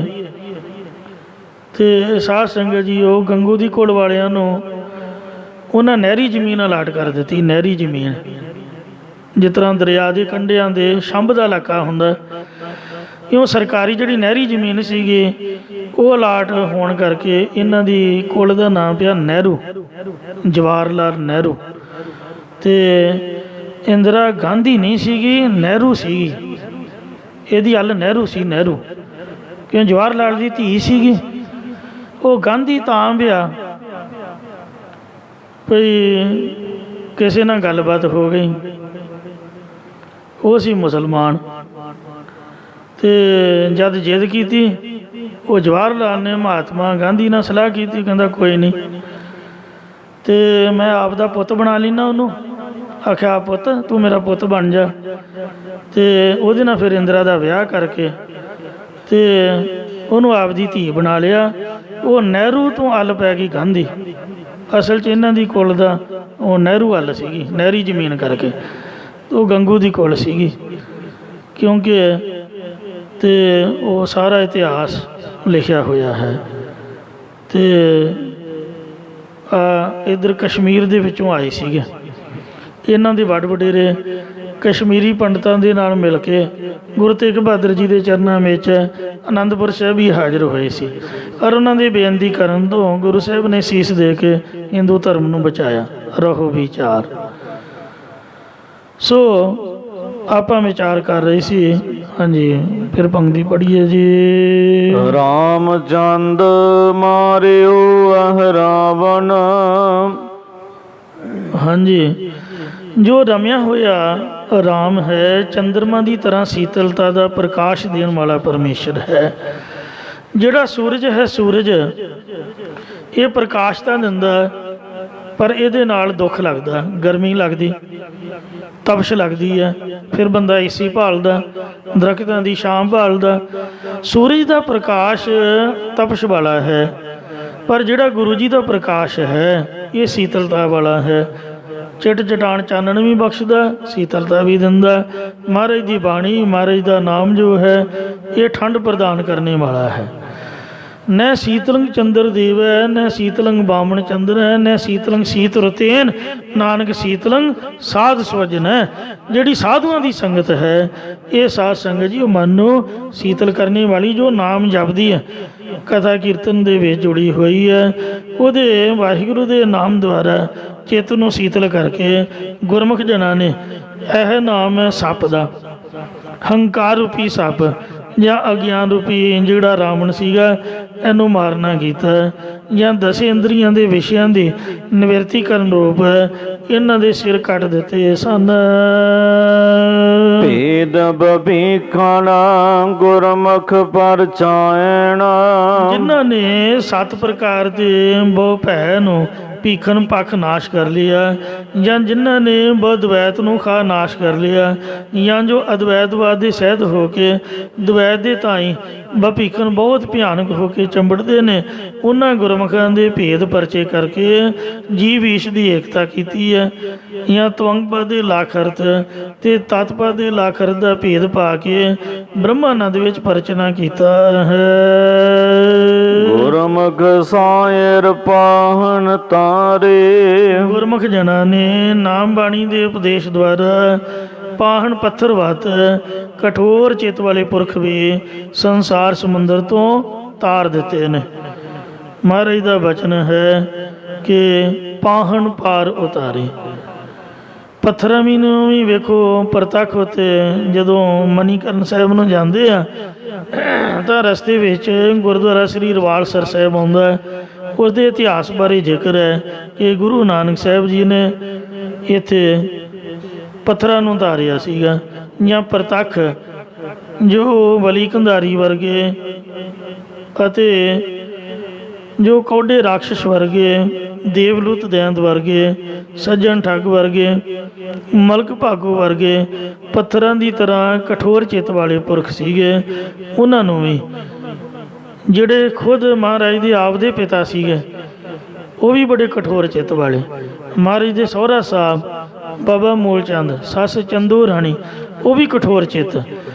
ਸਤਿਗੁਰਾਂ ਦੇ ਘਰੋਂ ਸਾਡੇ ਮਾਤਾ ਸੁਲੱਖਣੀ ਜੀ ਦਾ ਚਿੱਤ ਵੀ ਕੋਈ ਇੰਨਾ ਨਰਮ ਨਹੀਂ ਸੀਗਾ, ਗੁਰੂ ਜੀ ਦੇ ਮੁਤਾਬਕ ਨਹੀਂ ਸੀਗਾ। ਤੋ ਫਿਰ ਵੀ ਵੇਖੋ ਮਹਾਰਾਜ ਨੇ ਇਹਨਾਂ ਦਾ ਸਾਰਿਆਂ ਦਾ ਪਾਰ ਉਤਾਰਾ ਕਰਕੇ ਇਹਨਾਂ ਦੀ ਮੁਕਤੀ ਕੀਤੀ। ਅੰਤ ਦੇ ਵਕਤ ਆਪਦੇ ਮਾਂ ਪਿਓ ਨੂੰ ਵੀ ਅੰਤ ਦੇ ਵਕਤ ਬ੍ਰਹਮ ਗਿਆਨੀ ਬਣਾ ਕੇ ਤਾਰਿਆ। ਆਪਦੇ ਸੱਸ ਸਹੁਰੇ ਵੀ ਉੱਥੇ ਗਏ ਮਰਨ ਵਕਤ, ਉਹਨਾਂ ਨੂੰ ਉਪਦੇਸ਼ ਦੇ ਕੇ ਉਹਨਾਂ ਦਾ ਚਿੱਤ ਨਾਮ 'ਚ ਜੋੜ ਕੇ ਉਹਨਾਂ ਦਾ ਪਾਰ ਉਤਾਰਾ ਕਰਤਾ। ਅਤੇ ਸਾਡੇ ਮਾਤਾ ਸੁਲੱਖਣੀ ਨੂੰ ਵੀ ਮਹਾਰਾਜ ਨੇ ਅੰਤ ਦੇ ਵਕਤ ਆਪਦੇ ਨਾਲ ਲੈ ਲਿਆ। ਉਹਨਾਂ ਬੇਨਤੀ ਕੀਤੀ ਜੀ ਮੈਂ ਆਪਦੇ ਚਰਨਾਂ 'ਚ ਰਹਿਣਾ। ਮਹਾਰਾਜ ਕਹਿੰਦੇ ਵੇਖ ਲਓ, ਜਿਸ ਤਰ੍ਹਾਂ ਅਸੀਂ ਤੁਰੇ ਫਿਰਦੇ ਇਸ ਤਰ੍ਹਾਂ ਨਾਲ ਰਹਿਣਾ ਪਊਗਾ। ਕਹਿੰਦੇ ਜੀ 7 ਬਚਨ। ਫਿਰ ਕਰਤਾਰਪੁਰ ਸਾਹਿਬ ਵਿਖੇ ਨਿਵਾਸ ਕੀਤਾ ਅਤੇ ਇਉਂ ਸਭਨਾਂ ਨੂੰ ਮਹਾਰਾਜ ਜੀ ਨੇ ਨਾਮ ਦੇ ਲੜ ਲਾ ਕੇ ਤਾਰਨਾ ਕੀਤਾ ਹੈ। ਗੁਰਮੁਖ ਕੋਟ ਤੇ 33 ਉਦਾਰੇ, ਗੁਰਮੁਖ ਜਨਾਂ ਨੇ, ਮੁਖੀ ਗੁਰਾਂ ਨੇ 33 ਕਰੋੜ ਦੀ ਥਾਂ ਕਈ ਕਰੋੜਾਂ ਦਾ ਉਧਾਰ ਕਰ ਦਿੱਤਾ। ਤਾਰੇ ਗਿਨੇ ਜਾਤ ਤੇਰੇ ਤਾਰੇ ਨਾ ਗਿਨਾਤ ਹੈ। ਵਾਹਿਗੁਰੂ ਮਹਾਰਾਜ ਕਹਿੰਦੇ ਨੇ ਵਾਹਿਗੁਰੂ। ਸੋ ਇਹ ਸਿਆਣਿਆਂ ਦਾ ਕਥਨ ਹੈ, ਕਹਿੰਦੇ ਆਕਾਸ਼ ਦੇ ਤਾਰੇ ਤਾਂ ਭਾਵੇਂ ਕੋਈ ਗਿਣ ਲਵੇ, ਪਰ ਜਿੰਨੇ ਮਹਾਰਾਜ ਤੂੰ ਤਾਰੇ ਨਹੀਂ ਗੁਰੂ ਨਾਨਕ ਸਾਹਿਬ, ਇਹ ਕੋਈ ਨਹੀਂ ਗਿਣ ਸਕਦਾ। ਜਦੋਂ ਦਸਤਗੀਰ ਪੀਰ ਦਾ ਬੇਟਾ ਨਾਲ ਲਿਆ ਸੀ, ਅੱਖੀ ਮੀਟ ਗਿਆ ਹਵਾਈ, ਉਦੋਂ ਲੱਖ ਪਤਾਲ ਆਕਾਸ਼, ਲੱਖ ਅੱਖ ਪੁਰਖ ਵਿੱਚ ਸਭ ਦਿਖਲਾਈ। ਮੈਂ ਕਈ ਵਾਰ ਸੋਚਦਾ ਹੁੰਦਾ ਵੀ ਭਾਈ ਬਾਲੀ ਵਾਲੀ ਜਨਮ ਸਾਖੀ ਤਾਂ ਉਹੀ ਲਿਖੇ ਜਿਹੜੇ ਇੱਥੇ ਤਾਰੇ ਨੇ, ਅਤੇ ਜਿਹੜੇ ਉਹ ਲੱਖਾਂ ਪਤਾਲਾਂ ਦੇ ਆਕਾਸ਼ਾਂ 'ਚ ਦਸਤਗੀਰ ਪੀਰ ਦੇ ਬੇਟੇ ਨੂੰ ਦਿਖਾਏ। ਜਿੱਥੇ ਜਾਂਦੇ ਸੰਗਤ ਜੁੜੀ ਹੁੰਦੀ ਸੀ, ਅਰਦਾਸ ਹੁੰਦੀ, ਪ੍ਰਸ਼ਾਦ ਵਰਤਦਾ। ਕੀ ਪਤਾ ਕਿੰਨੇ ਲੋਕਾਂ 'ਚ ਕਿੰਨਾ ਨੂੰ ਮਹਾਰਾਜ ਨੇ ਤਾਰਿਆ। ਉਹਦੀ ਸਾਖੀ ਤਾਂ ਕੋਈ ਲਿਖ ਹੀ ਨਹੀਂ ਸਕਦਾ। ਤੋ ਇੰਜ ਜੋ ਸਾਡੀ ਨਿਗਾਹ ਤੋਂ ਇਲਾਵਾ ਵੀ ਗੁਪਤ ਰੂਹਾਂ ਮਹਾਰਾਜ ਨੇ ਤਾਰੀਆਂ, ਉਹਨਾਂ ਦਾ ਕੋਈ ਵੀ ਅੰਤ ਨਹੀਂ ਹੈ। ਸੱਚੇ ਪਾਤਸ਼ਾਹ ਬੇਅੰਤ ਗੁਣਾਂ ਦੇ ਮਾਲਕ ਹਨ। ਇਸੇ ਲਈ ਭੱਟਾ ਨੇ ਸਵਈਆਂ ਦੇ ਵਿੱਚ ਲਿਖਿਆ, ਕਹਿੰਦੇ ਨੇ ਆਪਣਾ ਭੱਲੇ ਅਮਰਦਾਸ ਗੁਣ ਤੇਰੇ, ਤੇਰੀ ਉਪਮਾ ਤੋਹੇ ਬਣਿਆ ਵੈ। ਇਹ ਭੱਲਿਆਂ ਦੀ ਕੁਲ ਦੇ ਵਿੱਚ ਪ੍ਰਗਟ ਹੋਏ ਤੀਜੇ ਪਾਤਸ਼ਾਹ ਗੁਰੂ ਅਮਰਦਾਸ ਜੀ ਮਹਾਰਾਜ, ਤੇਰੇ ਜਿਹੜੇ ਗੁਣ ਨੇ, ਜਿਹੜੇ ਤੇਰੇ ਪਰਉਪਕਾਰ ਨੇ, ਉਹ ਤੈਨੂੰ ਹੀ ਬਣਾਉਂਦੇ ਨੇ। ਅਸੀਂ ਰਬ ਸਸ ਕਿਰਨ ਉਦਰ ਸਾਗਰ ਕੋ ਗੰਗ ਤਰੰਗ ਅੰਧ ਕੋ ਪਾਵੈ। ਸੂਰਜ ਦੀਆਂ ਕਿਰਨਾਂ ਗਿਣ ਸਕਦੇ ਹਾਂ, ਸਮੁੰਦਰ ਦਾ ਪੇਟ ਮਾਪ ਸਕਦੇ ਹਾਂ, ਭਾਵੇਂ ਕਿ ਅਸੰਭਵ ਹੈ। ਗੰਗਾ ਦੀਆਂ ਤਰੰਗਾਂ ਨੂੰ ਸੋ ਮਾਪ ਸਕਦੇ ਹਾਂ, ਅਤੇ ਪਰ ਜਿੰਨੇ ਤੇਰੇ ਗੁਣ ਨੇ, ਜਿਨ੍ਹਾਂ ਨੂੰ ਤੂੰ ਤਾਰਿਆ, ਉਹਨਾਂ ਦਾ ਕੋਈ ਅੰਤ ਨਹੀਂ ਪਾ ਸਕਦੇ। ਗੁਰੂ ਜੀ ਦੇ ਚਰਨਾਂ ਦੇ ਨਾਲ ਇੱਕ ਮੁਰਦੇ ਦੀ ਹੱਡੀ ਲੱਗੀ, ਅਤੇ ਜਿੱਥੇ ਦਮਦਮਾ ਸਾਹਿਬ ਵਾਲਾ ਗੁਰਦੁਆਰਾ ਸਾਹਿਬ ਹੈ, ਗੋਂਦਵਾਲ ਸਾਹਿਬ ਅਤੇ ਖਡੂਰ ਸਾਹਿਬ ਦੇ ਰਸਤੇ 'ਚ, ਉੱਥੇ ਵੇਖੋ ਉਹ ਮੁਰਦਾ ਪਤਾ ਨਹੀਂ ਕਿਹੜੀ ਜੂਨ 'ਚ ਪਿਆ ਹੋਇਆ ਸੀਗਾ, ਉਹਨੂੰ ਮੁਕਤ ਕਰ ਦਿੱਤਾ। ਇਹੋ ਜਿਹੇ ਬੇਅੰਤੀ ਲੋਕਾਂ ਨੂੰ ਨਵੇਂ ਪਾਤਸ਼ਾਹ ਨੇ ਜਿਸ ਹਵੇਲੀ 'ਚ ਰਾਤ ਕੱਟੀ ਦਿੱਲੀ, ਉੱਥੇ ਭੂਤ ਦਾ ਵਾਸਾ ਸੀਗਾ। ਜਿਹੜਾ ਹਵੇਲੀ ਦਾ ਮਾਲਕ, ਉਹ ਹਾਜ਼ਰ ਹੋਇਆ, ਉਹਨੇ ਸੇਵਾ ਕੀਤੀ, ਬੇਨਤੀ ਕੀਤੀ, ਉਹਨੂੰ ਮਹਾਰਾਜ ਨੇ ਤਾਰਤਾ। ਇਉਂ ਕਈਆਂ ਨੂੰ ਤਾਰਿਆ, ਭੂਤਾਂ ਪ੍ਰੇਤਾਂ ਅਤੇ ਕਈ ਅਵਗਤ ਰੂਹਾਂ ਦੀ ਕਲਿਆਣ ਕੀਤੇ। ਇਸ ਲਈ ਗੁਰਮੁਖ ਕੋਟ ਉਧਾਰ ਦਾ ਭਾਈ ਦੇ ਨਾਮ ਹੈ ਏਕ ਕਣੀ, ਇੱਕ ਨਾਮ ਦੀ ਕਣੀ ਦੇ ਕੇ ਮੁਖੀ ਗੁਰਾਂ ਨੇ ਕੁਰੜਾਂ ਦਾ ਹੀ ਉਧਾਰ ਕੀਤਾ, ਅਤੇ ਅੱਜ ਵੀ ਕਰ ਰਹੇ ਹਨ। ਬਹੁਤ ਸ਼ਾਸਤਰ ਬਹੁਤ ਸਿਮਰਤੀ, ਪੇਖੇ ਸਰਬ ਢਢੋਲ, ਪੂਜਸ ਨਾਹੀ ਹਰ ਹਰੇ, ਨਾਨਕ ਨਾਮ ਅਮੋਲ। ਇਹ ਬਚਨ ਇਸੇ ਕਰਕੇ ਕਹੇ ਨੇ। ਮਹਾਰਾਜ ਦੇ ਨਾਮ ਦੀ ਲੜ ਲੱਗੀ ਹੈ, ਬਾਣੀ ਦੇ ਨਿਤਨੇਮੀ ਹੋਈ ਹੈ। ਸੱਚੇ ਪਾਤਸ਼ਾਹ ਦੀ ਕਿਰਪਾ ਹੋਵੇ ਜੀ। ਭੁੱਲਾਂ ਚੁੱਕਾ ਖਿਮਾ ਕਰੋ, ਅੱਗੇ ਤੋਂ ਸਮਤ ਬਖਸ਼ਿਓ। ਗੁਰਮੁਖ ਸਾਇਰ ਪਾਹਨ ਤਾਰੇ, ਗੁਰਮੁਖਾਂ ਕੋਟ 33 ਉਧਾਰੇ। ਵਾਹਿਗੁਰੂ ਜੀ ਕਾ ਖਾਲਸਾ, ਵਾਹਿਗੁਰੂ ਜੀ ਕੀ ਫਤਿਹ। ਰਾਮਕਲੀ ਮਹੱਲਾ ਤੀਜਾ। ਆਨੰਦ ਇੱਕ ਓੰਕਾਰ ਸਤਿਗੁਰ ਪ੍ਰਸਾਦ। ਆਨੰਦ ਭਇਆ ਮੇਰੀ ਮਾਏ, ਸਤਿਗੁਰੂ ਮੈਂ ਪਾਇਆ। ਸਤਿਗੁਰ ਤਾਂ ਬਾਇਆ ਸਹਿਜ ਸੇਤੀ, ਮਨ ਮਜੀਆਂ ਵਧਾਈਆਂ। ਰਾਗ ਰਤਨ ਬਰਵਾਰ ਬਰੀਆਂ, ਸ਼ਬਦ ਗਾਵਣ ਆਈਆਂ। ਸ਼ਬਦੋ ਤਾਂ ਗਾਵੋ ਹਰਿੰਗੇ, ਰਾਮ ਮਨ ਜਿਨੀ ਵਸਾਇਆ। ਕਹਿ ਨਾਨਕ ਆਨੰਦ ਹੋਆ, ਸਤਿਗੁਰੂ ਮੈਂ ਪਾਇਆ। ਏ ਮਨ ਮੇਰਿਆ ਤੂੰ ਸਦਾ ਹਰ ਨਾਲ ਲੈ, ਹਰ ਨਾਲ ਰਹੋ ਤੂੰ ਮਨ ਮੇਰੇ, ਦੁਖ ਸਭ ਵਿਸਾਰਨਾ। ਅੰਗੀ ਤੇਰਾ ਕਾਰਜ ਸਭ ਸਵਾਰਨ, ਸਭਨਾ ਗਾ ਸੁਮਰਸ ਸੁਆਮੀ।